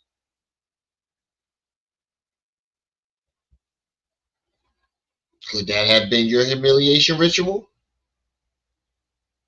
Huh? To go on the internet and say I got fired, and then you gain internet success? Ain't nobody ever think about that, did y'all? Thigh high. The thigh's the limit. Oh, I done got these niggas started. Reach for the thigh. I done got these niggas. We thigh high. Oh, quit. I quit. That's the best one. We thigh high. No lie. You know this. Zion! That's the best one. Damn humiliated. His thighs with Zulu custard. When I say he was in the streets, he had no hustle, just streets. Like a bum never had a knot in his pocket till social media. Right. He put himself through a humiliation ritual. He traumatized with humiliation rituals, government, CIA sacrifice. But you think about it though. He was with Bambaataa, right? He's still in contact with Bambaataa, so I heard. word on the streets, he's still in contact with him. Could that have been his humiliation ritual? Him and Bambaata's humiliation ritual. You know so much about the humiliation ritual. How do you know so much about it? Unless you witnessed it or you've been through it.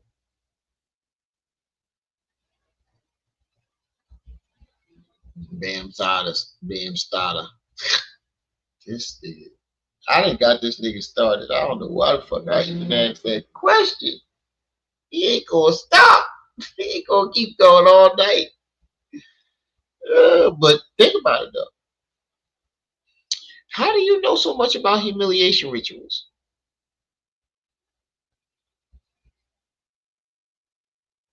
You was around Bam 20-some odd years.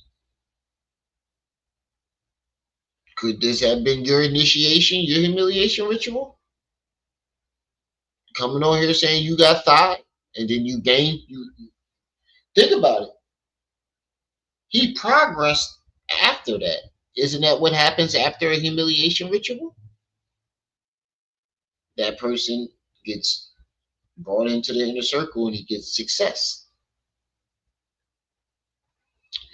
You came to the internet, says you got thigh. Gained internet success. Could that have been his humiliation? Why do you know so much about the humiliation ritual? What did he? 26 people in the building. Make sure y'all hit that like button as y'all come in. And we already got 5 on that loud pack. Who else want to put something in on it? The Cash App, PayPal is posted at the top of the chat. My shit is on my lap. I'm looking around. Cash App, PayPal is listed at the top of the chat. If anybody want to put something on that loud pack, family. You right? Either they're going to let Diddy get right back in position because they missed his parties. I'm sorry. I don't think them parties going to jump the way it was because I think Diddy seems like a petty ass person. And everybody that sat back and watched that man be humiliated like that didn't speak up for him, oh, he dropping them tapes. You heard the conversation where he asked his son, hey, yo, did Jay-Z call? Oh, no, fuck all that. Call the Netflix exec up and let him know that we want to drop that movie. I don't know what y'all take that as, but that take, to me, that's code word for let them know I got tapes on Jay-Z. And we finna drop.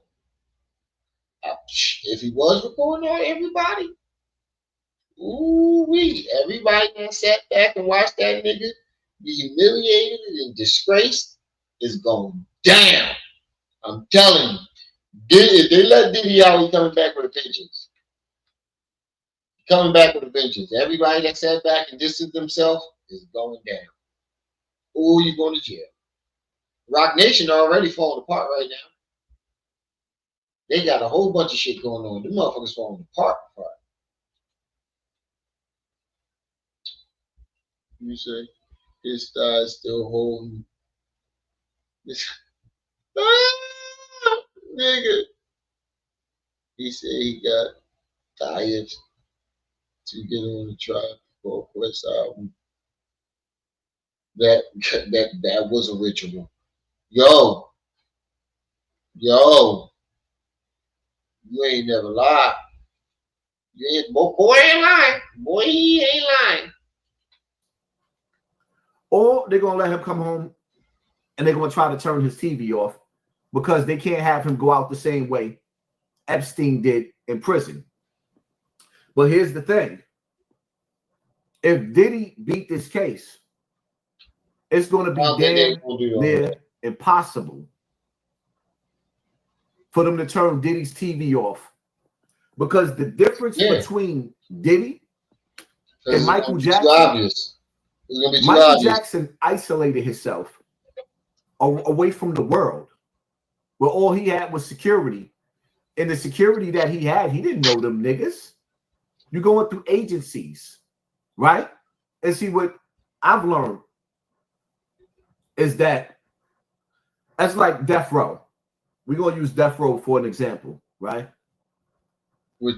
Death Row Records had you heard it right? What I've learned. How did you learn this shit? How did you learn it? We know how he learned it, but I want to hear from him. How did you learn it, Hassan? How do you know about humiliation rituals and what they are and how they take place? How do you know about the security shit? You were security for BAM, that's why. Undercover cops, FBI agents, all types of agents working for the government inside that organization, that record label, right? It came out that everything in Death Row was corrupted when Tupac was assassinated, when he got his TV turned off, right? We already see that. And then what you got to pay attention to is that now when you dealing with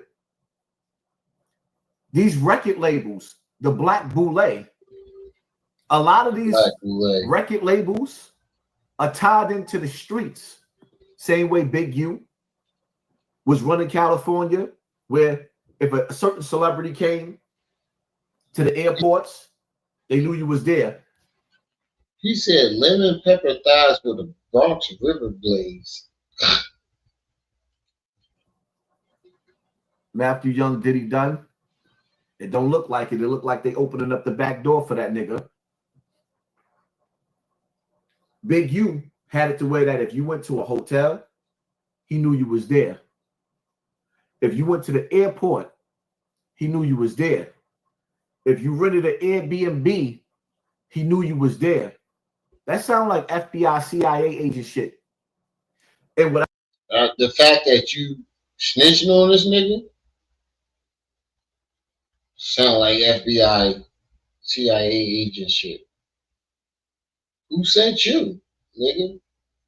Because you're definitely snitching on him right now. He got an open case right now. Why are you talking about what he did? That don't make sense. But I realized why I have to be so careful and pay attention to my invites and who I deal with is because a lot of these street dudes, these gangs, are tied into the boule. And see, here's the thing, right? Sometimes you could be part of the boule. That's like me growing up with the Zulu Nation. Perfect example. Me growing up with the Zulu Nation. I didn't know that was a cult. Stop. I didn't know that Africa Bambaataa was part of the boule. I just thought. Wait a minute. Bro, now you're fucking lying, bro. Now you're fucking lying. Bro, you was fucking bodyguarding for this nigga at 30. You didn't know it was a cult? You didn't know he was boule? We got videotape of you. Oh, wait.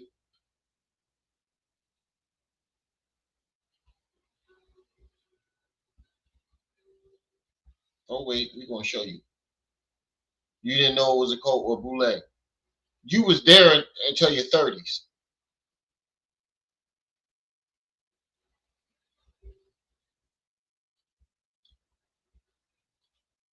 Hassan Campbell bodyguarding for Africa Bambaataa.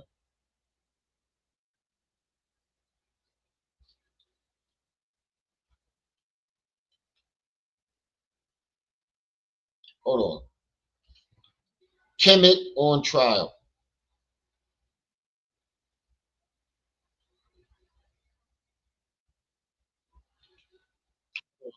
Hold on. This shit's still up.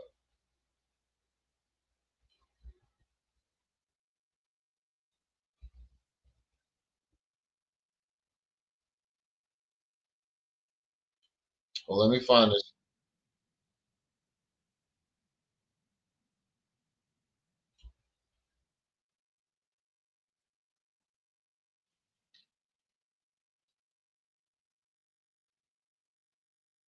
Hold on. So this not you at the Kemet on trial? Bodyguard for Bambaataa. It's not you right here in the front. Good. Thank you. That's what's up. Hey. No, here we go. Thank you. This is PhD at the university level. The process that we describe here is in fact the opposite of what we have in the Bible. The emergence of early Israel was an outcome of the collapse of the Canaanite culture, not its cause. And most of the Israelites did not come from outside Canaan. Hold on, let me find this spot. They emerged from within it. There was no mass exodus from Egypt. At least let them know what the hell they come to court for. So now we go to Jeremiah 19:9. With their own hands, compassionate, fasted for 40 days and 40 nights. But for his own chosen. Come on, let's go to the next one. I want you to look. This not you in the front? Hold on. We getting close to it. This is him over here. Hold on. This not you right there with the hat on? That's not you? I've been reading this nasty stuff and only decided to change the translation when we started bombing y'all. Wait, dang it. He got a hat on. He bodyguard for Bambaataa. Hold on. He up there. He up there.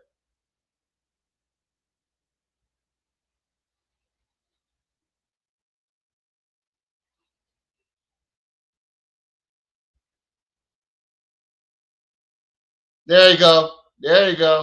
Hold on. This not you right here, nigga. Hold on. Look. That's not you right there, nigga, with the hat on. That's not you right there. Put it on full man. Let me move the thing. That's not you right there. That's not Hassan Campbell right there in his motherfucking 30s. Bodyguard for Bambaataa. You didn't know it was a cult, nigga?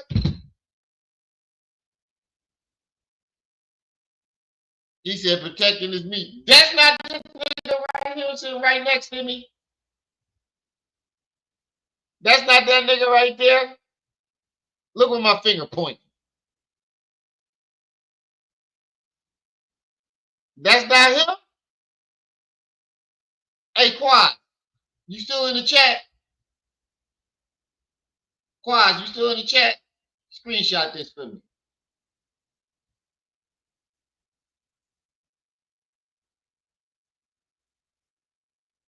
Magic, Quad, one of y'all, screenshot that for me. That's not you at Kemet on trial in your motherfucking 30s.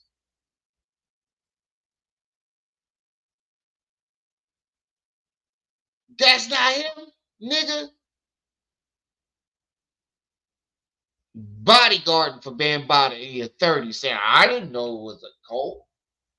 I didn't know that it was boule. You out your motherfucking mind, nigga.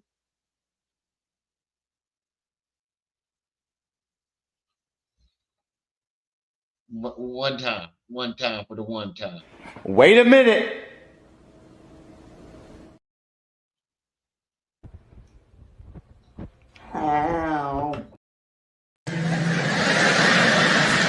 You better be careful, little buddy. That's him right there. Put it up for a man. That's that nigga right there. Look at my finger pointing. That's him. He said he didn't know it was a cult. He didn't know it was boule. Nigga. Knuckle.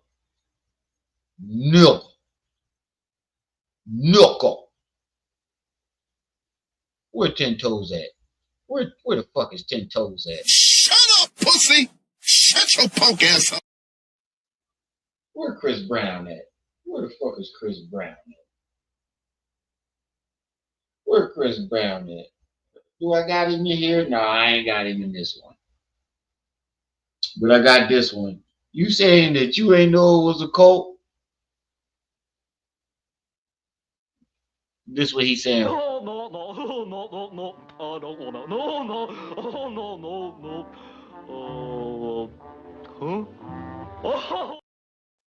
No, no, no, no, no, no. I don't wanna. No, no. Oh, no, no, no.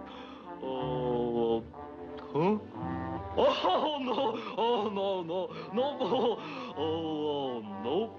No, no, I don't wanna. No, no. Yeah, that's him. That's that nigga. Hold it. What's the time mark? Let me get the time mark on that. On that. 2 hours. You can go to it. Kimmon on trial. 2 hours, 17 minutes, and 47 seconds. That's that nigga. I wish I knew how to screenshot it on the computer. Where the fuck is Trixie's at when I need it? That's him. That's definitely that nigga. He said, I didn't know they was bootleg. Nigga, what? And see, here's the thing, right? Sometimes you could be part of the bootleg. That's like me growing up with the Zulu Nation. Perfect example. Right. Me growing up with the Zulu Nation. I didn't know that was a cult. Oh my God. I didn't know that Africa Bambaataa was part of the bootleg. I just thought, okay, here's a guy from the neighborhood that started hip hop doing shows. I wasn't conscious of the bootleg, the black bootleg at that.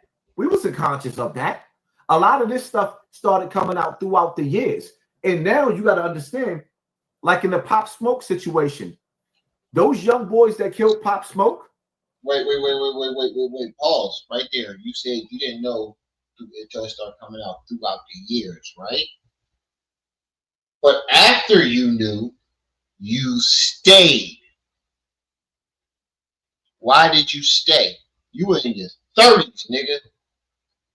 There's no excuse for that. I don't think that they realized that they was working for the boule, the higher ups. I think they feel like they was just taking orders from the higher ups in their gang and not the boule. Wait. So it was the boule that took Pop? What did the boule have? What reason did they have to take Pop Smoke out? What reason did they have to do that? None. They didn't have no reason to take Pop Smoke out. Dude, this nigga here. But the boule is very well connected to this gang culture. That's what makes it so dangerous. That's why I tell you to pay attention to your circle before they hurt you. And that's why I know I got to be careful of the people that's, so eager to sit down with me. Because behind the scenes, it's a lot of people that's reaching out to me. And I got to be careful of the people because a lot of the people I really want to work with. But I also know that if you sit down at the table with the wrong person, it'll be a death sentence. But I also know that whoever I sit down at the table with, it's my choice. It's my environment. And see, in this Diddy situation, Diddy, I feel like if they would have went for Diddy in this case, with Tupac's death, they had more than enough to get him. In the situation with Biggie's death, I feel like they had more than enough to get him. They didn't even try to charge him with that. If you look at the similarities between Diddy and R. Kelly's case, R. Kelly, they had images of this dude peeing on a girl. Peeing on her. They had videotape evidence to close and shut down R. Kelly. He beat a trial that was impossible to beat because that was a humiliation ritual.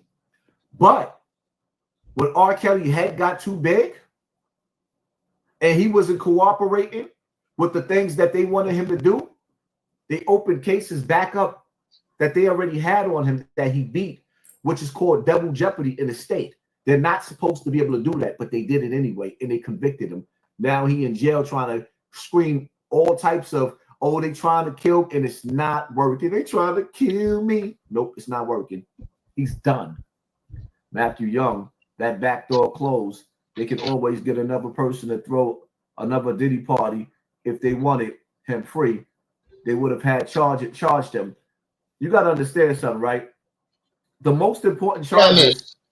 What I miss? Is this dude peeing on a girl. Peeing on her. They had video. Look at that more than enough.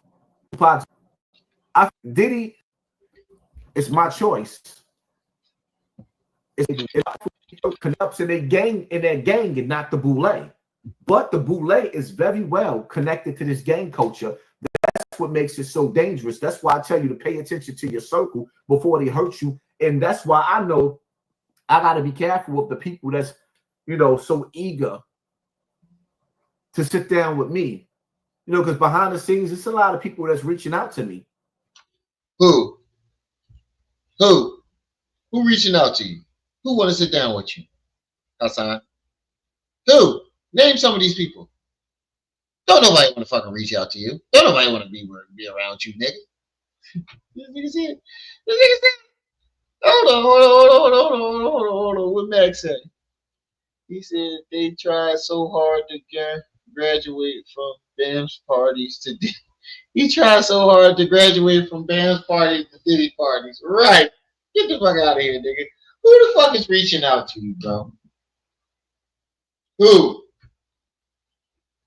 You always trying to make it seem like you some type of celebrity and everybody want to talk to you. Dude, we already know the story. The story's ran out. What else do people want to reach out to you about? You wouldn't go to trial for Bam. You told the story already. Well, 7,000 different versions of the story. Who's reaching out to you? The only reason why you got them interviews with No Jumper and Black is because you allegedly got shot. Other than that, who the fuck? You notice once that ran its course, there were no more interviews after that. Maybe one with the Chinese bull, and then he wanted to talk about you getting shot. So that counts as that. Once you getting shot, once the band bought the shit, ran its course, nobody wanted to do interviews with you. Then you allegedly got shot. You got those 3 interviews. After that ran its course, where's the interviews at, Hassan? And I gotta be careful of the people because a lot of the people I really want to work with. But I also know that if you sit down at the table with the wrong person, it'll be a death sentence. Yeah, that sounds like an excuse for not naming the people. That's like, oh, I got a girlfriend. Oh, who's your girl? You don't know her. She lives in Canada. That's what that's equivalent to. Oh, I got a girlfriend. Oh, you don't know her. She lives in Canada, up in Regina, Regina, Canada. You don't know her. She lives in Regina, Canada. I met her in summer camp. That's what that's equivalent to. But I also know that whoever I sit down at the table with, it's my choice. It's my environment. And see, in this Diddy situation, right? Diddy. What? I feel like if they would have went for Diddy in this case with Tupac's death, they had more than enough to get him. In the situation with Biggie, what did they have to get him other than Keefe D's admission? What did they have to get him other than Keefe D? That's hearsay. He couldn't prove that Diddy paid him because he gave it to someone else and the dude spent the money on a club allegedly. So what evidence did they have to get him other than Keefe D's word or statement? That's not enough. Yeah, he's an idiot, bro. What's more than enough? What was the evidence? We all know that he did it, but what was the evidence? He's deaf. I feel like they had more than enough to get him. They didn't even try to charge him with that. If you look at the similarities between Diddy and R. Kelly's case, R. Kelly, they had images of this dude peeing on a girl. Peeing on her. They had videotape evidence to close. But they also had the girl's admission saying that she didn't tell him his age or something like that. Don't quote me on that. But I think he got off on a technicality because the girl did not. She either had a fake ID or he did. Somehow the man didn't know. I know he knew. We all know he knew the girl's age. But it was proven that the girl's age wasn't mentioned. And he didn't know. Plus she wanted it. That's not enough. Shut down R. Kelly. He beat a trial that was impossible to beat. How was it impossible? That was a How was it impossible? Humiliation ritual. How was it a humiliation ritual if they still locked him up 10, 20 years later? He's a fucking idiot. But when R. Kelly's head got too big and he wasn't cooperating with the things that they wanted him to do, they opened cases back up that they already had on him that he beat, which is called double jeopardy in the state.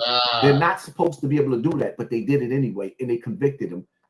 It's not double jeopardy because they didn't convict him in the same state. Did they?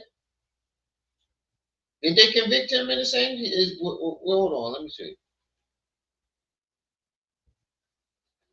What state was R. Kelly's first trial in?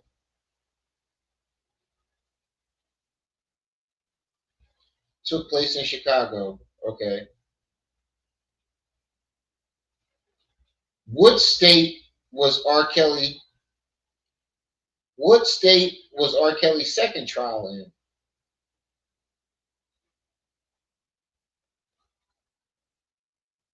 Was held in Illinois. Chicago. He might be right. He might be right.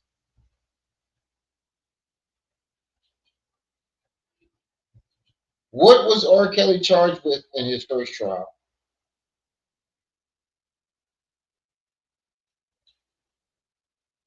R. Kelly was charged with 2 counts of child pornography.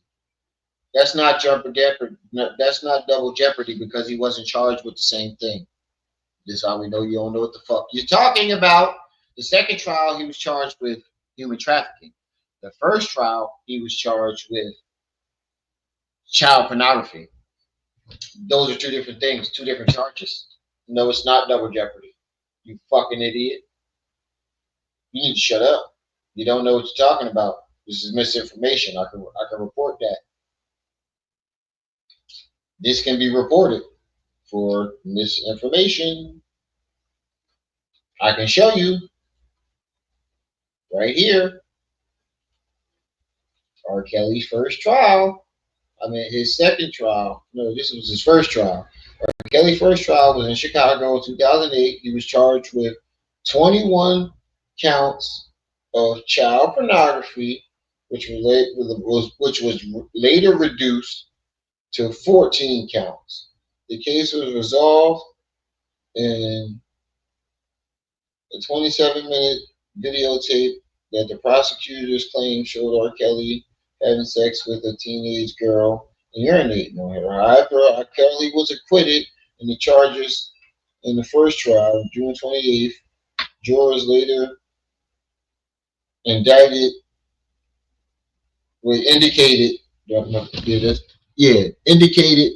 that the lack of testimony from the alleged victim in the video was a major factor in the acquittal. Okay, let's go to the second trial. Where was R. Kelly's second trial taking place? Where was R. Kelly's second trial taking place? R. Kelly's second trial was placed in Illinois. He faces charges related to child pornography. What was R. Kelly charged with in his second trial? R. Kelly was second trial took place in Chicago. Well, let me put it up full mass.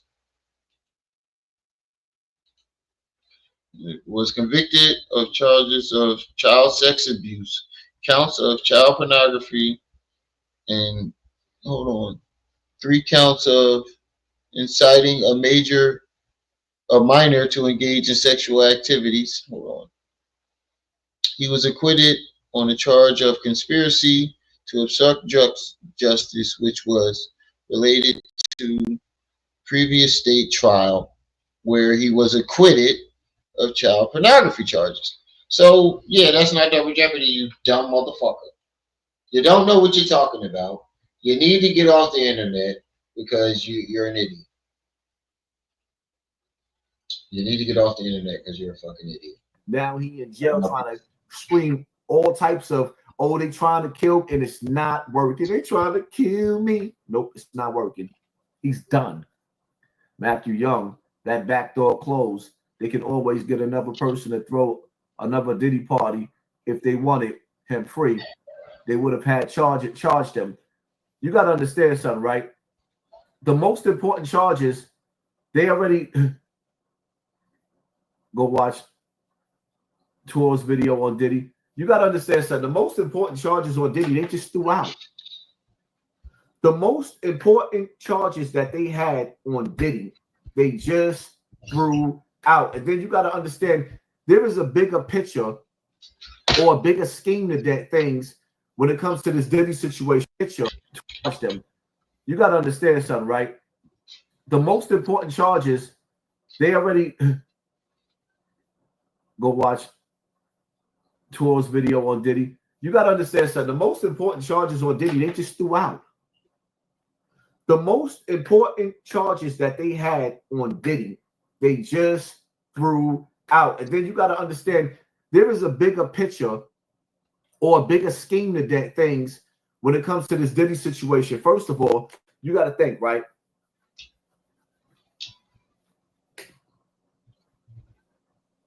There's a lot of people that's been victimized by the music industry. There's a lot of people that's been hurt by people in power. I know, Jay. If you could discredit Cassie after getting $30 million, you did that. Discredit her. You did that. It shows that Cassie was paid $30 million for nothing. And after this Diddy case, you see other cases is already lining up. I've been dealing with Fat Joe for, Africa Bambaataa for years, even though he's getting ready to go to court because now he got shamed so much, so bad that he's actually trying to come to court now. Africa Bambaataa is actually trying to come to court now after all this hiding. He got shamed so bad he ain't got no choice but to fight for the reputation of the Zulu Nation. So get ready for that. Now, Fat Joe. You're not taking him to court. Your statute of limitations is up. What are you talking about? You're not taking them to court. And they can't use you or your story because the statute of limitation is up. You let it go by on purpose. I got that on video. And you admitting that. You got Medea. Oh, Medea. Medea. Tyler Perry. And see, I'm going to say this again. I'm not feeling 50 Cent right now. I love 50 Cent. He is one of my favorite artists to this day right now in the game. He is the favorite of mine up until this point right now because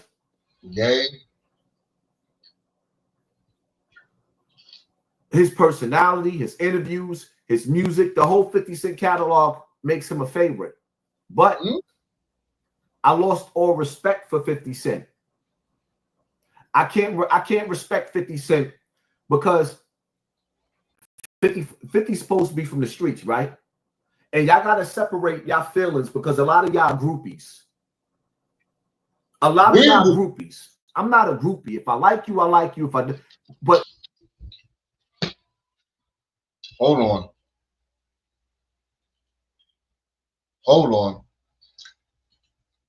Hassan Campbell, Mano phone conversation.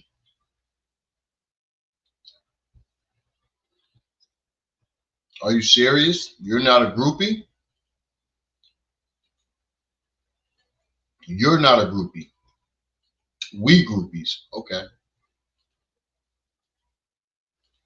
YouTube chicks. All the coverage that you of Tory Lanez. Are we? No. Are we apologizing, or are you want to shoot the fake? Looks like the squabble between Mano and Hassan Campbell is officially off the table. Now, these two guys have been going back and forth over the last couple of weeks. Mano finally responded back to Hassan Campbell after 5 years, which was a very interesting move because Mano could have just kept on ignoring him and not lost anything. My brother, you ain't nothing to me.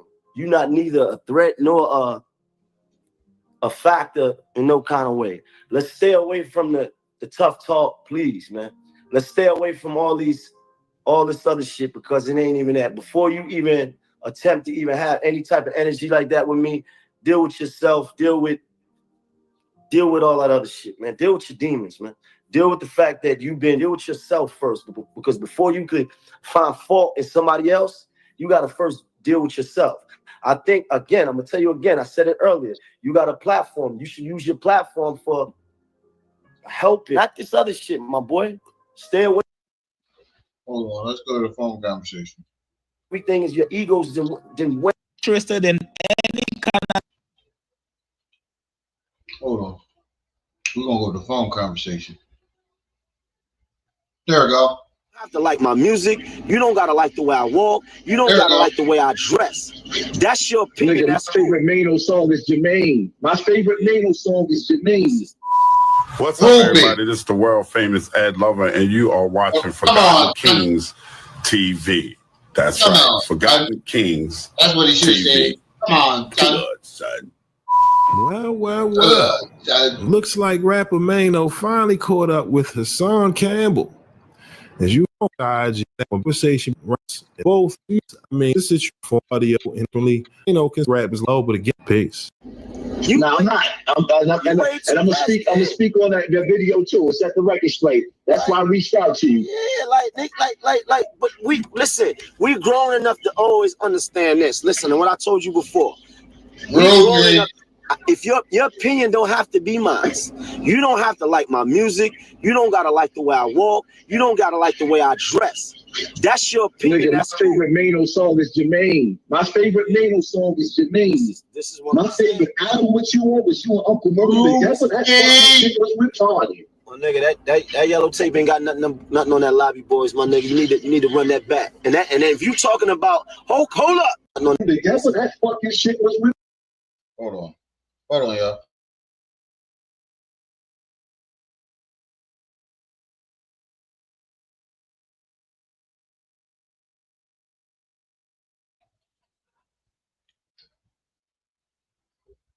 Let's run that back. Well, nigga, that way I walk. You don't gotta like the way I dress. That's your opinion. Nigga, my favorite Mano song is Jermaine. My favorite Mano song is Jermaine. This is what my favorite album. What you want was you and Uncle Murder. That's what that fucking shit was retarded. Well, nigga, that yellow tape ain't got. My favorite song was Jermaine. That shit with you and Uncle Murder. That shit went retarded. You better be careful, little buddy. Wait a minute. Shut up, pussy! Shut your punk ass up. For real. Hold on for a second, y'all.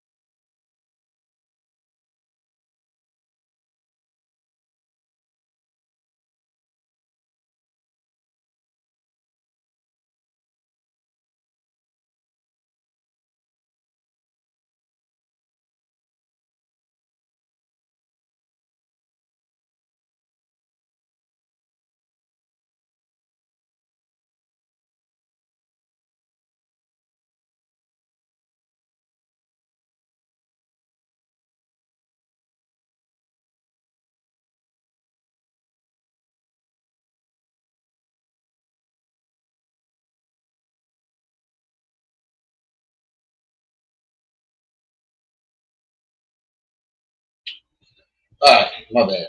My wife was asking me something. This is groupie talk right here. Got nothing on that lobby. But we listen. We grown enough to always understand this. Listen to what I told you before. We grown enough. If your opinion don't have to be mine, you don't have to like my music. You don't gotta like the way I walk. You don't gotta like the way I dress. That's your opinion. Nigga, my favorite Mano song is Jermaine. My favorite Mano song is Jermaine. This is one my favorite album. What you want was you and Uncle Murder together. That fucking shit was retarded. Well, nigga, that.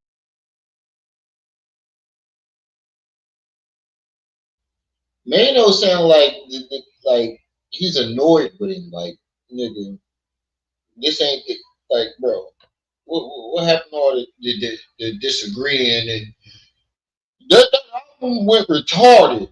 I thought he was misleading the youth with his rap music. Groupie shit. Oh shit! I did not mean to do that.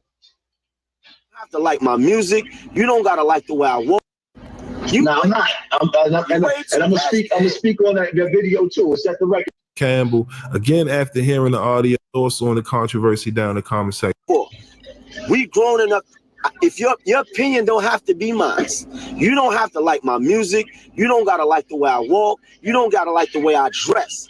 That's your opinion. Nigga, my favorite Mano song is Jermaine. My favorite Mano song is Jermaine. This is what my favorite album. What you want was you and Uncle Murder together. That fucking shit was retarded. Well, nigga, that yellow tape ain't got nothing on that lobby, boys. My nigga, you need to run that back. And then if you talking about hold up. See, now you being a hypocrite, Hassan, because the yellow tape is just straight murder, death, kill. Son, I'm addicted to that. Nah, but at the same time, which one is it though? You can't say. Oh, listen. Leading the kids to the hellfire. See, the whole thing about it is drill music. That drill shit stopped me from listening to rap music. Because you see how you try to move the goalposts? The drill music stopped me from it. Wait a minute. You said the nigga raps was leading nigga to the hellfire. What the fuck do drill music got to do with it? He doesn't do drill music. But he told you that the yellow tape was murder, death, kill. You said that I'm addicted to it. What that got into? What the drill? You see how he tried to the drill music made me do this, such and such. Wait a minute. We ain't even talking about drill music. We talking about Mano music. Totally different things.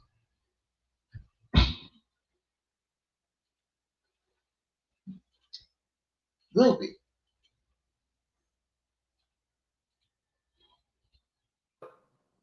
It's not going to compromise my integrity.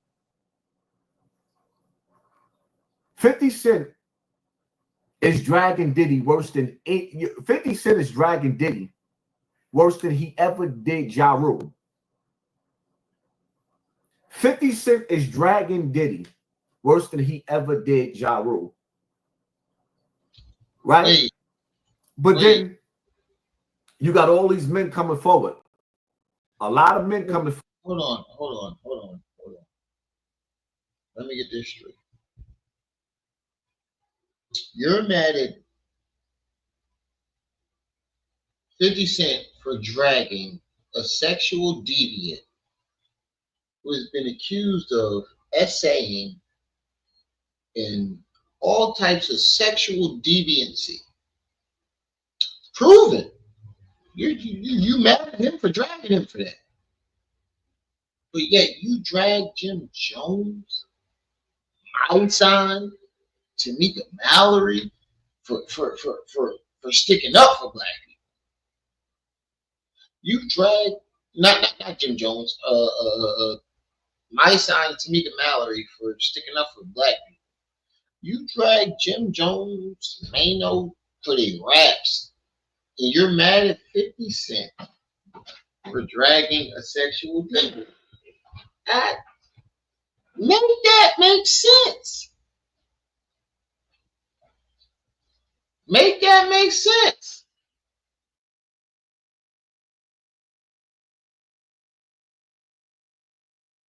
forward, talking about how Tyler Perry coming in the room, in the guest room while they sleeping. That big burly nigga with a beard is coming in the room. Nigga laying in the bed, knocked out. Waking up to Tyler Perry, breathing on, breathe. 1 into the 2, 2 into the 3. You know how you be scheming on your wife like, I should wake her up, right? She nice and sleep, and I want to get one off before I go to sleep. Nah, this nigga doing that to men. And he running up in their rooms. And he trying to put on a Medea dress with a third leg up under it.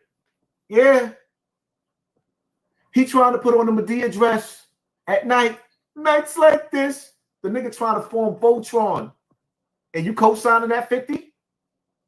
You know what it's like to chase your dreams. And as soon as you think you got and rise to that position where you're about to get hired, you realize that there's one more application you got to fill out for?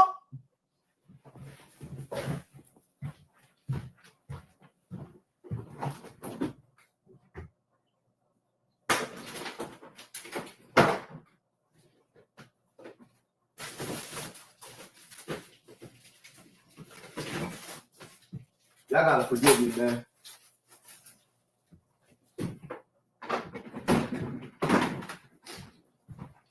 I ain't feeling 50 Cent right now, right? I'm not feeling 50, right? Here it is. I want y'all to picture this, right? Y'all ready for this? So,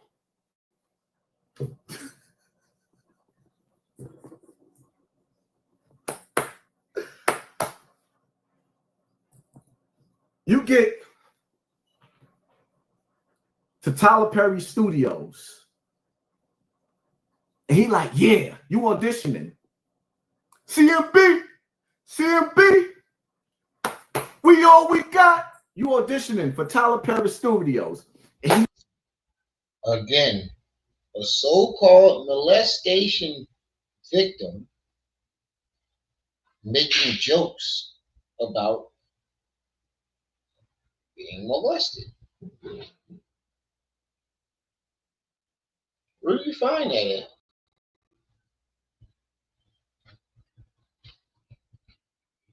like, yo, that was lit. Come on over to my office so we could, can we talk for a minute? Girl, I want to know your name. Nigga calling you girl. You like, all right, I made it. I think you should come over to the crib. I got some skits and some movies I want to show you. Is that what Bambaataa said to you? If I pour one more drink, shit, we toasted it up. Because in your mind, you looking, right? You like, yeah, this is Tyler Perry. You know, the dude with the suit on. In your mind, you forgot. When Tyler take a drink, when Medea take that drink, yeah, he turned into Medea. Now, you in the bed, you laying down, snoring, you done had some drinks. Medea creeps in, got the dress on. You laying there like, this nigga doing? What? Next thing you know, while you laying there in the bed, you know Tyler Perry can sue your dumbass for creating narratives, right? That's what you're doing. You're creating a narrative. Nowhere in the lawsuit does it says Tyler Perry put the dress on and hopped in the bed as Medea. That's lawsuit worthy, you fucking idiot. You so busy trying to crack jokes and make fun of SA for somebody who says that he was SA. You're making jokes about another man being SA by 6 foot. Same thing that you, a 6 foot big gorilla nigga, You're making fun of it? And where does this happen at? A so-called SA victim making fun of other SA victims. Don't make sense. Nigga sit up there, he caressing your leg. That's what dog said. He said allegedly he came in there. He didn't say nothing about him wearing a dress. You're painting a narrative that don't exist. That is slander. He started caressing his leg. Now, you laying on the bed on your side. Tyler lays behind you. Like damn like, nah, this nigga bugging. You like, yo, you tipsy looking. Next thing you know, the nigga got a dress on. There you go again. And his dress. And his dress is sticking up like this. Bro. Now you like, who? Dogs, I just came here for a movie role. You trying to be funny. It don't make sense. Dogs, I just came here for a movie role. Then why are you sleeping in the bed? Why are you see this is what you would have did.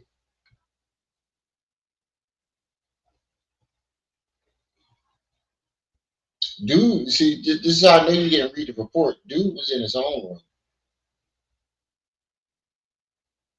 He was in his own room. First of all. Second of all, there's nothing mentioned of a dress. So, my nigga, you are making shit up right now, trying to be funny, and you are a big platform. Tyler Perry, there's a chance Tyler Perry could see this. And he's worth $1 billion. Let me shut up. You's a fucking idiot. That's all I gotta say. You're a fucking idiot. You don't know how to report on shit without creating your own narrative. And one day, somebody's gonna sue you. But this nigga sitting up there looking at you like,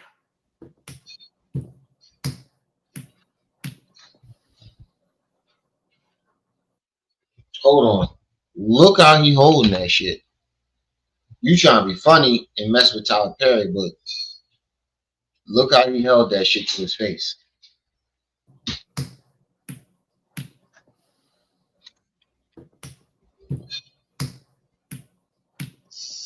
you like,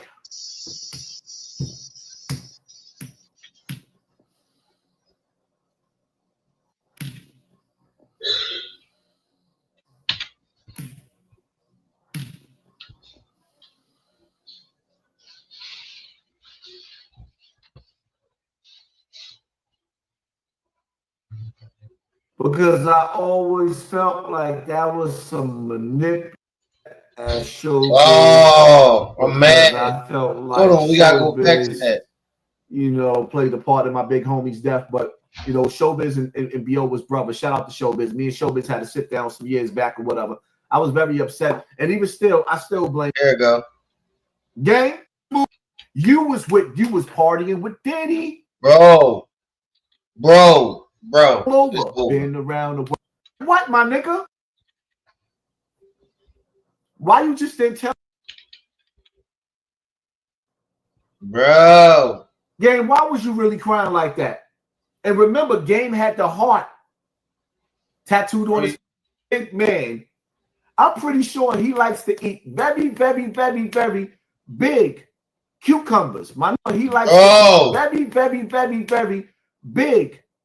I'm pretty sure he likes to eat very, very, very big cucumbers. My nigga.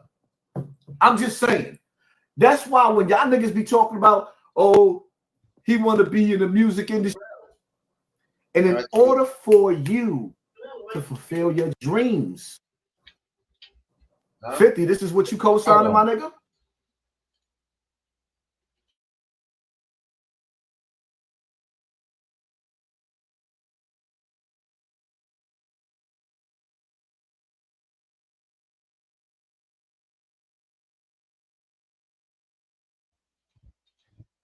Bro. Yeah, I'm cool after this. Yeah, I'm gonna have to end it on this, yo. I'm cool after this. I don't even want to know. I don't even want to know the rest. I'm cool. I don't even want to know the rest. We had 3 hours anyway. I'm going to bed. I'm going to bed. Now, pineapples. I'm done after this. I'm cool. I'm cool. I don't even want to see the rest. I'm cool. I'm cool. This shit is zesty. But I'm gonna stop this shit right here. We'll probably finish this shit tomorrow. Peace.